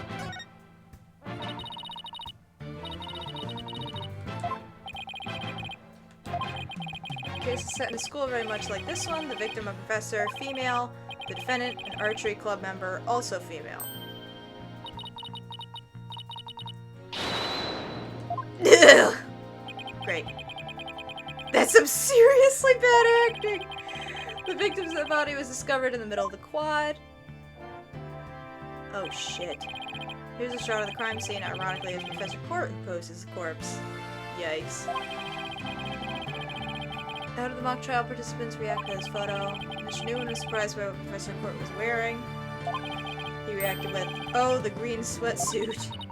That's not exactly what I would pick to focus on, so why would he care about that? Too much of a fledgling to know it's important, that one, in any case. Both in the mock trial and the actual case, Professor Court was wearing a sweatsuit.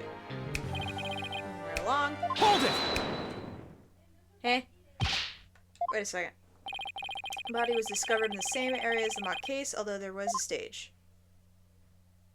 Plus the murder weapon, an arrow, and the lack of blood are also the same. Right, therein lies the significance of this mock trial. Let's keep rocking it hard just like that. Alright, I guess we're just gonna be getting the lore dump. Before the crime occurred, the defendant was to meet with the victim in the quad. When I arrived at our meeting place, I found the professor with an arrow in her stomach. Not her liver, but it wasn't me, I didn't kill her.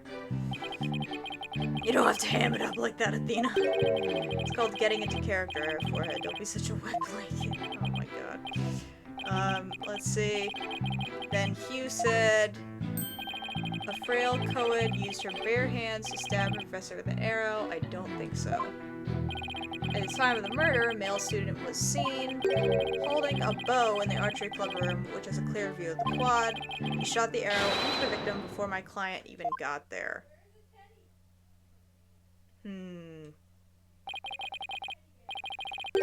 That feigned swagger does not suit you in the least.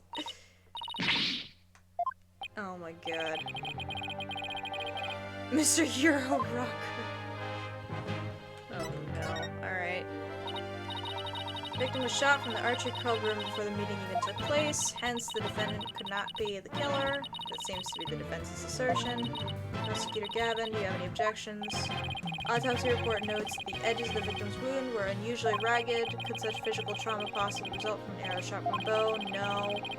The victim was impaled with the arrow by hand post-mortem. In short, the real murder weapon was not the arrow at all. When Robin was prosecutor, he had a tough time determining the real murder weapon. He's just a student in warm-up act while I am the real deal, the headliner, so to speak. The true murder weapon was most likely the awl that was left in the art. Oh, awl. I thought it was ice pick. Whatever.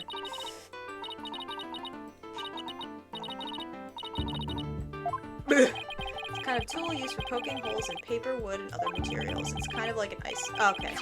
I have a photo here if you are interested. Gross. It's all bloody.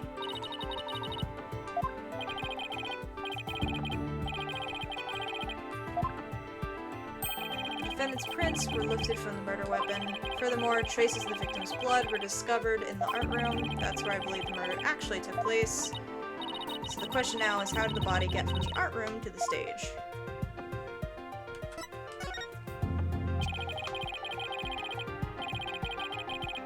As found in the quad. Is what could I show room in the body? Not at all. There's a maintenance area and storehouse right outside the art room. And a cart used to carry balls around was found there.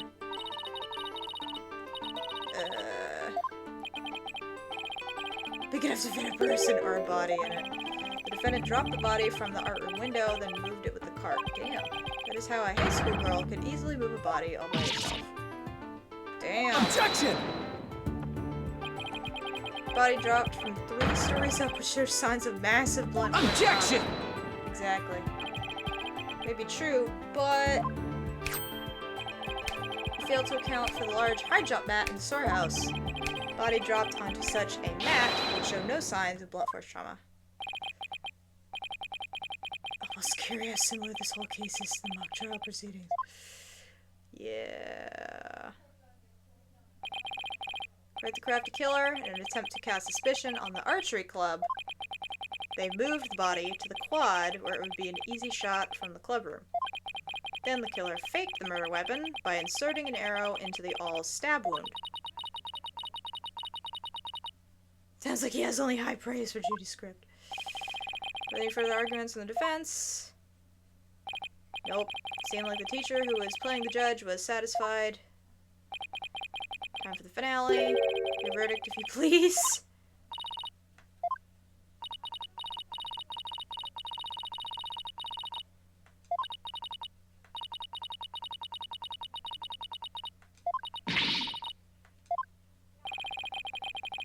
Yeah, maybe don't. Let's end our mock trial.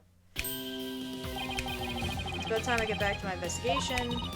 Thank you! The mock trial cleaned up some things. Only one copy. We have the thing. Prosecution's already got a witness sized up. Oh, great. That was quick. You're sure in a helpful mood today. Yeah, because he's not the one in charge. I just want to catch whoever killed Professor Court. There's no reason for me to start butting heads with you two. Not yet, anyway. I won't say goodbye, as I'm sure I'll be seeing you later. Peace. I just thought prosecutors were all a rather scary bunch. Hi, King. We're playing the funny lawyer game. I always thought prosecutors were all a scary bunch, but Professor Gavin seems pretty nice. Yeah, he's not so bad as prosecutors go. That is true. He is the most mild. The other ones suck. We should get back to investigating too. We don't have nearly enough information yet. We also have to tell Mr. Wright that we accepted Judy's case. That's right. You gotta tell your boss. Oh, God.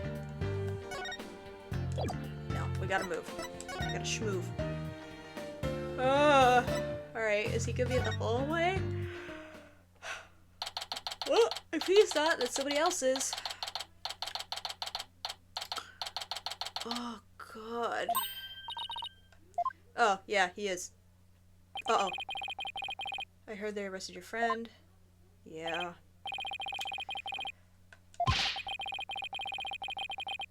All hell is broken loose in Hyrule. Ganondorf has gotten the Triforce. He is now the king of evil. Now I must travel across these ruined lands and awaken the 5 sages. Good luck, my dude. I refuse to believe that one of our students is capable of murder. Where did you get the sick globe staff, brother? We must prove our innocence by any means necessary. The ends justify the means.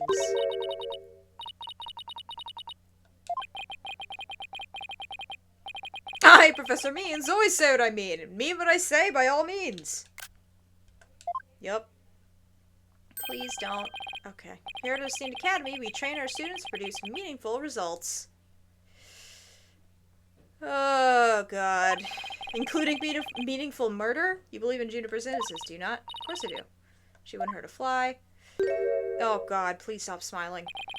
Precisely. We have justice on our side. The only other thing we need are results. It is the height of folly to endanger your client by failing to pursue all means possible. I want to prove her innocence, but I don't like the sound of that "the ends justify the means" part. You're still young and idealistic. It's no wonder you fail to see the wisdom therein. Oh, God. There's but one thing to do now. I must personally take up Juniper's defense.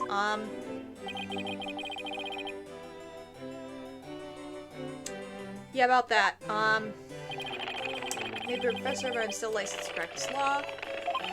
Speen. In fact, I even battled Professor Court in court. No kidding. So you guys were rivals or something? No, nothing. She was an esteemed colleague at the academy and in court. You see, both Professor Court and I graduated from this academy at the top of our class. Oh, wow. Okay. I bet they used to really bring it. Now, if you'd excuse me, I'd best go discuss the case of Juniper. Professor Means, wait, I didn't want to say anything, but Apollo and I already agreed to take her case. She's counting on us to prove her innocence. Really? And when were you planning on telling me? Right now. I know we should have asked first, but... Relax, your friend was just hauled away in front of your eyes. Sometimes you just have to make snap decisions, and I think you made the right one. Oh god, stop with the smile. How wonderful. Very well, let me ask you one thing. As a lawyer, what is it that you treasure beyond all else? That's an easy one. Seeking justice for my clients. What a wonderful answer. Juniper must be overjoyed to have a friend such as you. Professor, I too shall do whatever I may to help her. Please stop smiling, and if you decide to take the end justifies the means strategy, come see me at once. Let's hope it never comes to that. Jesus Christ. Excuse me? Please never smile again, sir. Time's wasting. You better start investigating and fast. But first, how about I tell you everything I know so far? Please. Give us the sauce. I'm using a Switch controller. Works so well with this new mod that I'm using for the 3DS version that lets you play it with a single screen. Sweet! I think I'm starting to get a...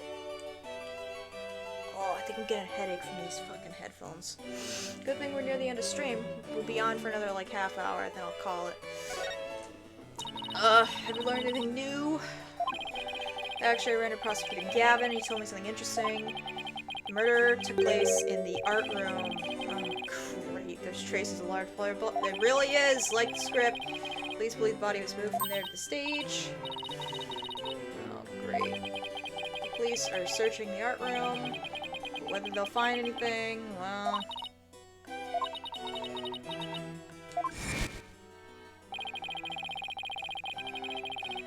Let's do our own crime scene investigation before it gets crowded. Are we allowed to do that? It's no big deal as long as we leave it exactly the way we found it. Plus... No. Now, where was I again? But there's really no need to talk about it right here, right now. I want you two to find out for yourselves. Oh, great. What's this rumor? Were you shocked by your conversation with Professor Means? I guess so. Actually, that was pretty shocking. A dark age of the law. I'm sure you've heard those words before. Sure, a number of times, prosecutors file false charges, and lawyers fight back by fabricating evidence. Great. There's a lot of that going around these days. Question is, how is it related to the case at hand? Training students to produce results. That is the school's policy. I kind of see where this is going. That in and of itself isn't a bad thing. As long as those results come by fair and honest means. Yeah, exactly. The end justifies the means. Survive the dark age of the law, you must use any means necessary. Fabrication of evidence and false charges are unavoidable in the quest for results. That's what they're preaching here at the Amos Legal Academy. Yeah. Just a rumor. I take it with a grain of salt. Yeah, about that.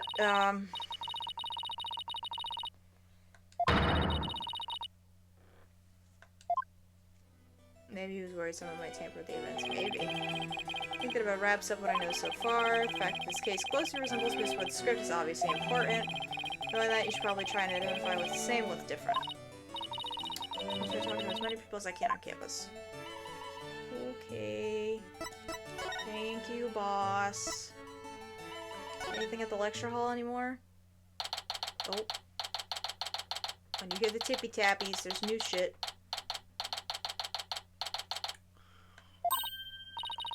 There's you! Can you tell me what the fuck that purple thing next to you is? Anything? You said you were gonna do some investigating of your own. Nope, nothing yet. I'm afraid it's not looking very good for Juniper. Oh, great. You don't really think Juniper could have done something like this, do you?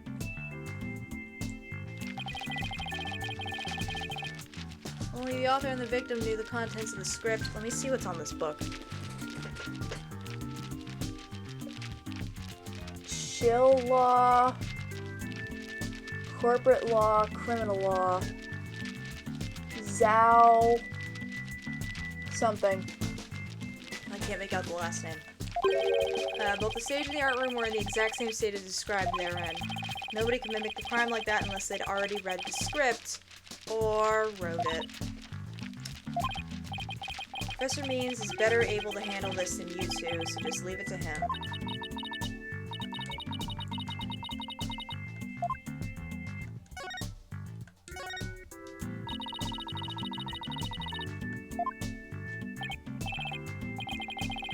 Under this uniform, I'm 100% lean muscle. Oh my god. My grades are outstanding. I'm the ace of the archery club. Needless to say, I never miss my mark. They. I'm incredibly humble too. God damn it. How could he even say that with a straight face? Damn, you're right. Those around me call me a genius, but I pay them no mind. But when it comes to tests, I always get 100%, so I suppose it's only natural for them to say I'm a genius. But as I said before, I pay them no mind. Yeah, okay. I heard you the first time. This guy's a fucking... What about mock trial? Sound like you're about to lose to Robin. Very good reason for that. You see, right before the mock trial started, I saw the body. Right? And I was so distraught that I basically handed Robin a victory. Yeah, what? Right before the mock trial, the campus was empty. Everyone was here in the lecture hall. Yeah, your attention, please. Please come to the thing. Oh, I wish I could speed up this text, but I can't. Sorry.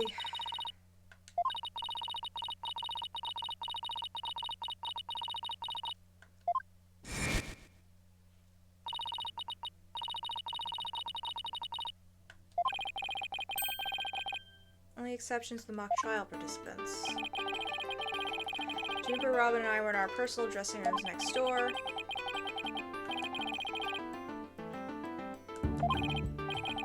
Actually, for student-teacher meetings, they don't even have windows. The other two waited patiently in their rooms, but that's not my style. So I headed over to the archer range on the other side of the quad. Some meditation while I waited. That's the best way to relax. Then, just before the mock trial was to start, I headed back towards the main building.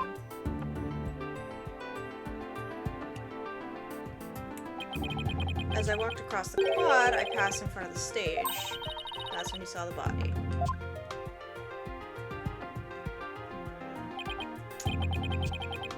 Quite a shock. As much as I hate to admit it, my legs were shaking. I could have easily beaten Robin if I hadn't been for that. You went through with the mock trial even though you had just discovered a body? Why didn't you tell anybody? Yeah. I think I know why. It was because of this. So this article in the Famous Herald is true. The winner of the mock trial would get to make his confession to Junie. Right, but if I reported the body I found, the whole thing would be called off. Really wanted to win that bad enough to ignore a dead body. Sorry, but that's not normal. Could their love for Junie really be that strong?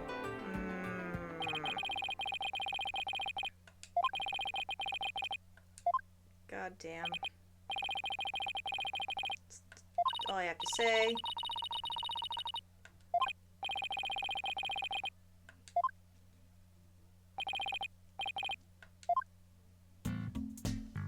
Damn. Oh, this guy's sus as fuck. What is he holding? Can I look at that? He seems like kind of a jerk. Oh, they all are 18. Okay.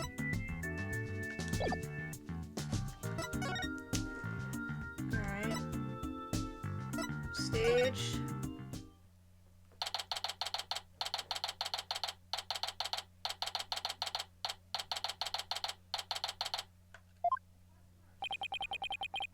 The area was cordoned off.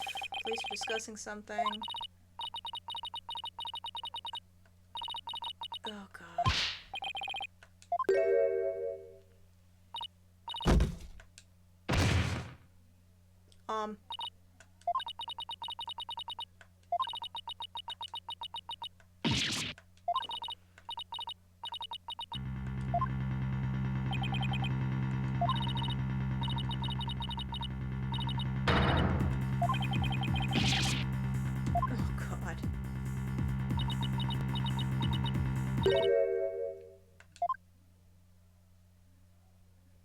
Um.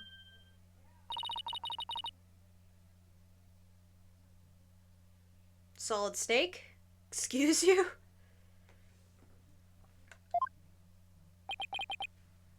Oh my god. Miriam's scuttlebutt? Ugh.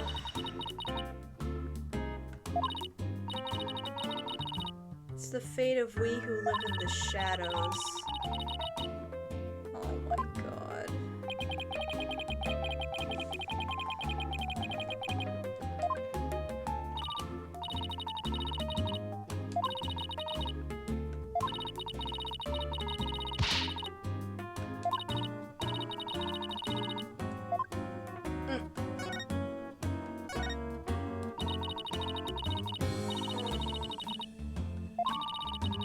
You're a friend of hers? Sure, she's my friend, that's why I'm gathering info. Tell me all you know for tomorrow's trial. What? I'm gonna take the stand. Some weirdo in a cardboard box.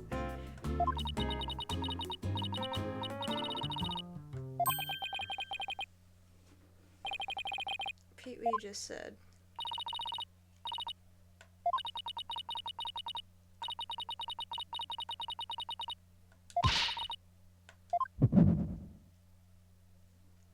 Mm-hmm.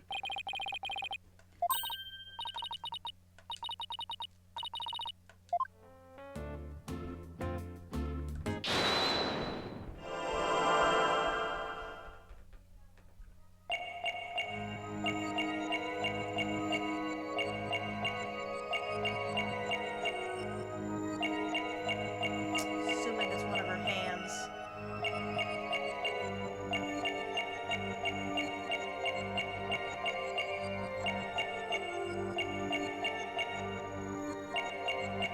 Yep.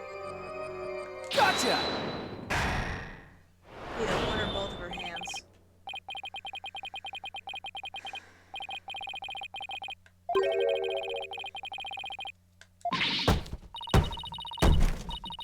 Oh my god.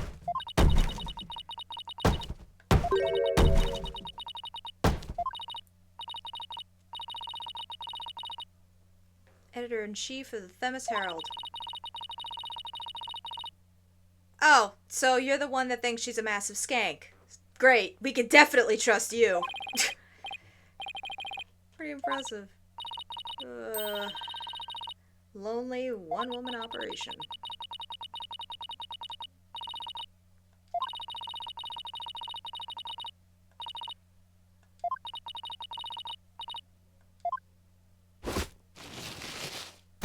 Ugh. Mail call.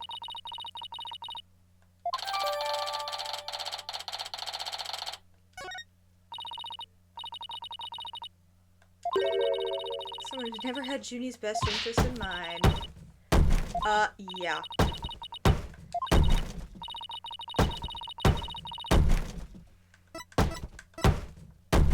Take that!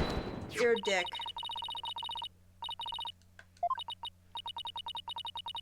Are you really that dense? This article is full of malicious lies about Junie. It's definitely not something a true friend of hers would write.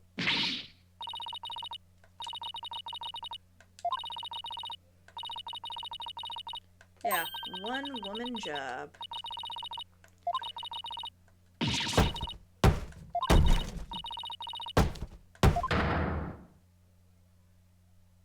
Mmm.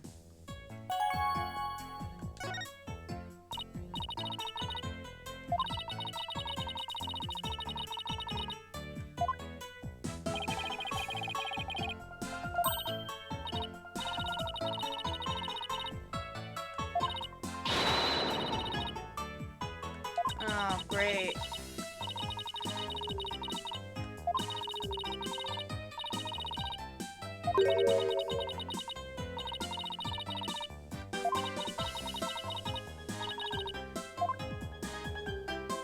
That's what the professor just said.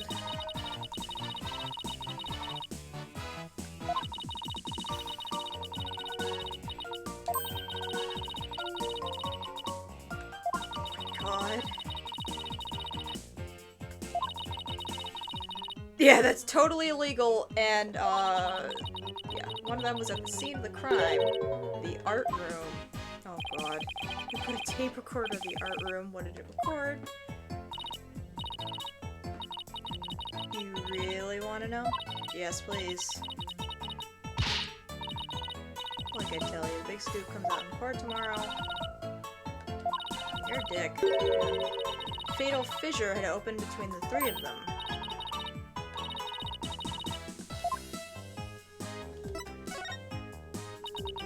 Huber, Hugh, and Robin used to be the best of friends.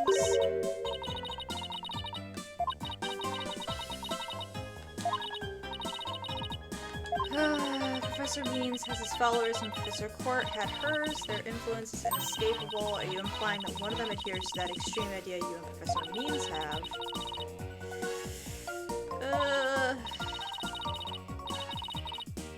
That should be a question mark after that one.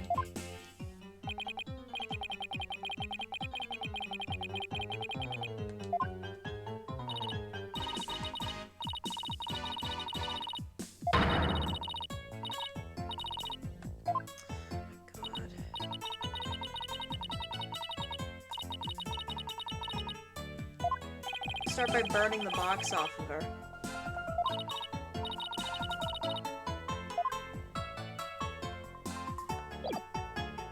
Ugh. God.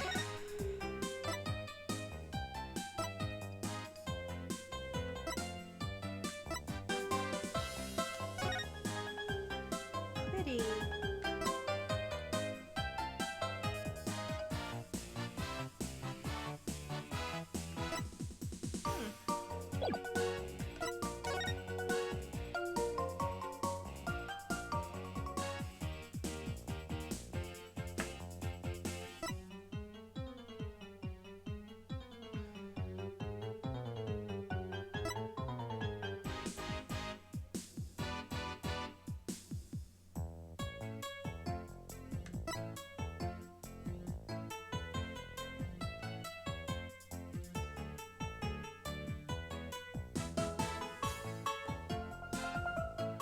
Victim's outfit would be a red one.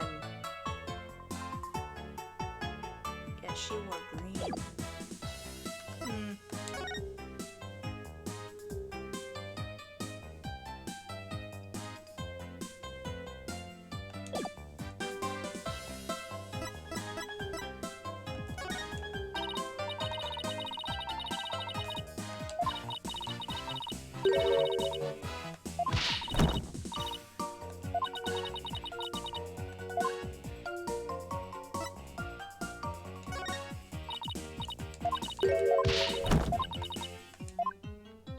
I don't think this girl has any amount of respect whatsoever.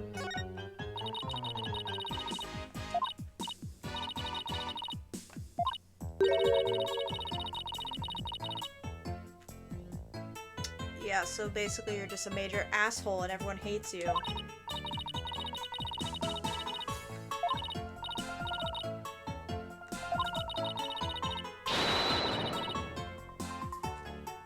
Great. So the rumors are true and it's just raising a bunch of jerks.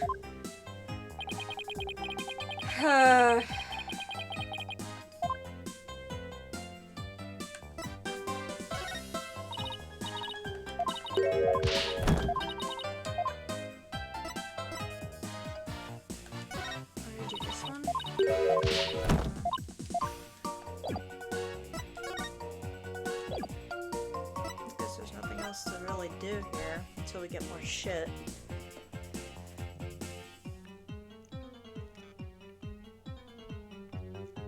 Alright.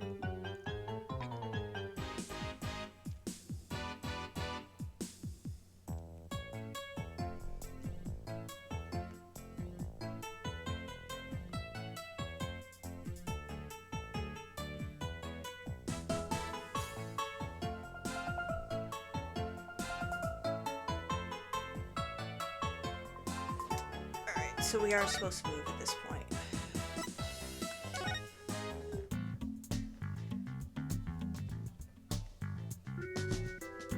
Oh, we did this already. I guess maintenance area?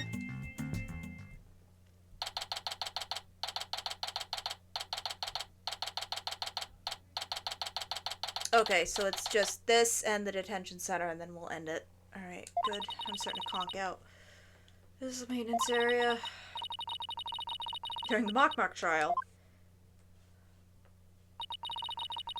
Art room is right above here on the 3rd floor. Kitty cat. Body was dropped from there onto a high jump mat from the storehouse. They claimed the body was transported to the stage in a ball court. Or cart. And then somebody else here. And it's Robin.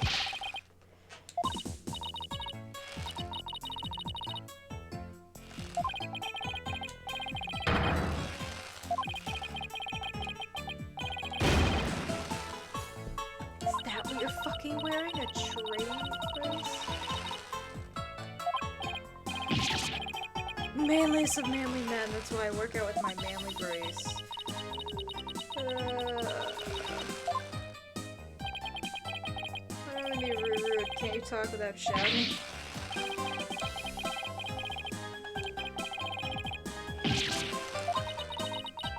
Which is not at all. Yeah, exactly.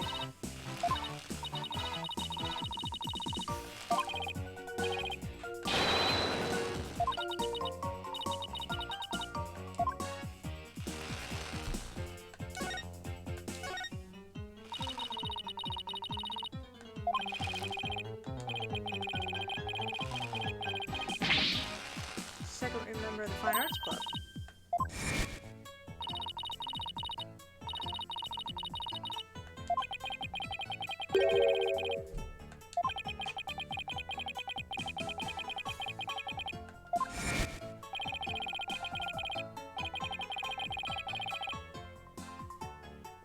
Oh, so he was supposed to be the ones that made the statues.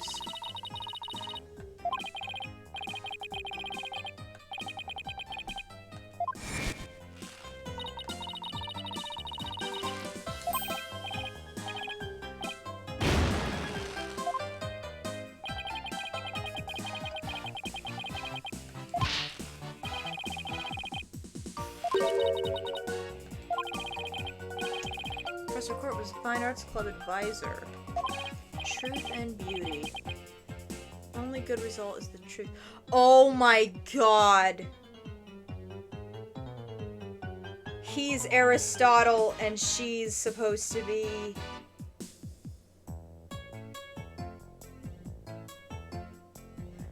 Hold on. Yes!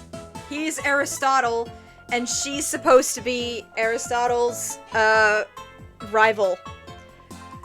And they're even doing the truth. They're even doing, like, their main philosophies, too. Jesus Christ. This is amazing. Only lawyers who seek the truth through legitimate means produce worthwhile results.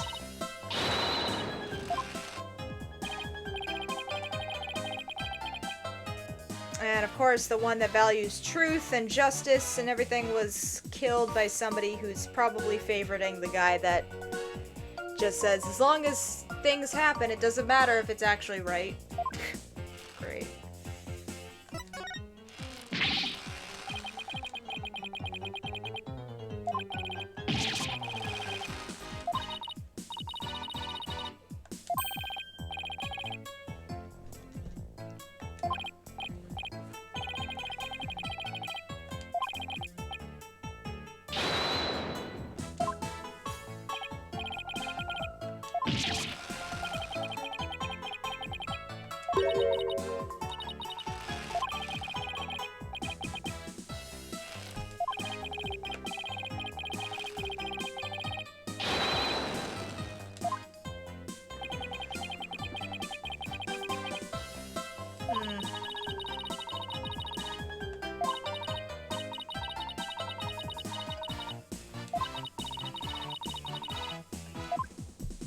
Damn.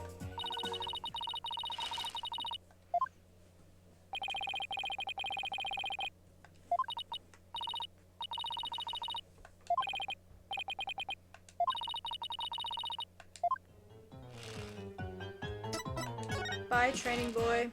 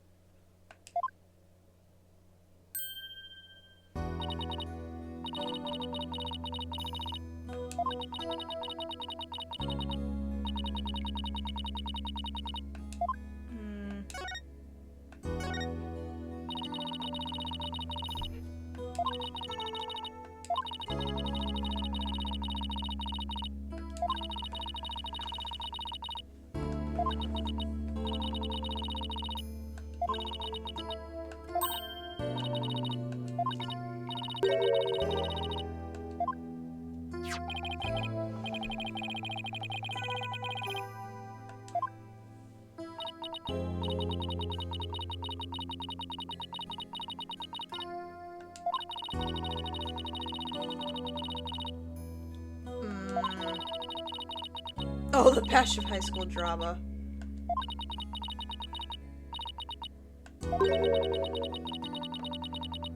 I revised the script to favor the prosecution. There it is.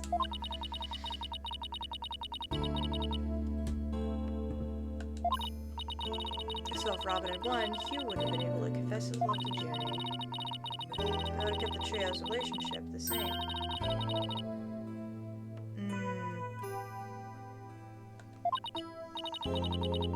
Guess my personal problems probably won't be of any help in court.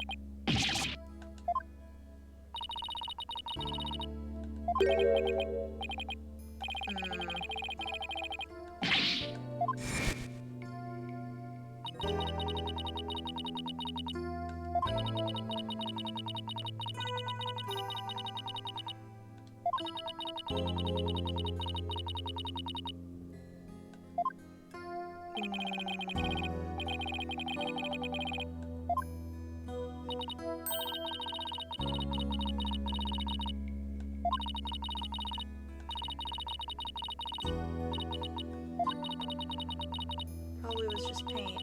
That's what bothers me. It wasn't on the all when we were prepping it.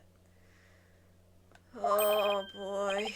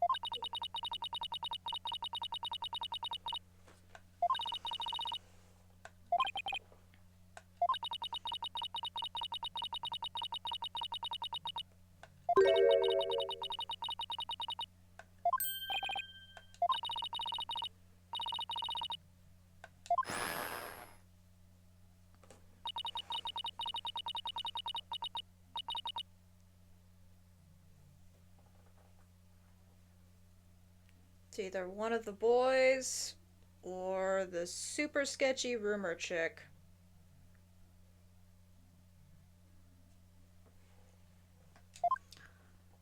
Oy.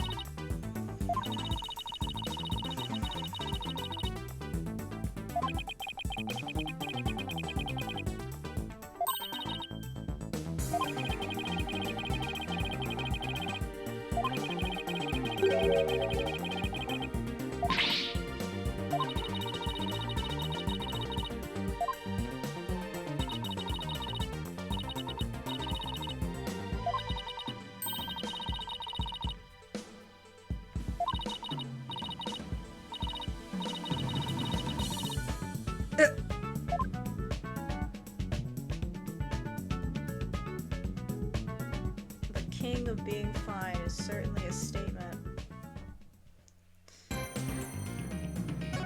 Yes, please.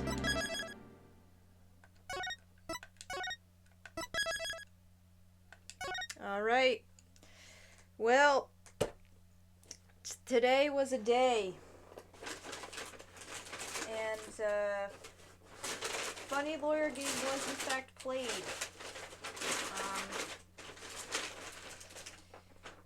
Tomorrow, for realsies this time, we will get back to our usual with Mordor, and Friday will be our long-awaited return to Rebirth. Today, I finished uploading all the VODs that we were behind on. All of them are Metaphor Refantasio, so take with that what you will. Yeah, this has been fun. I've been getting back into the groove a little bit by playing what my mind wants to play instead of forcing stuff. So we will get back into the swing of things for the end of this week. We'll have a bit of a weekend break. Then we'll have full frontal, complete redux of the schedule as usual. Return to things like normal next week. Hopefully I will have co-coms again, and I will not be by myself. And, yeah. Thanks for joining me tonight, y'all. See y'all tomorrow for the return to Mordor. Bye-bye.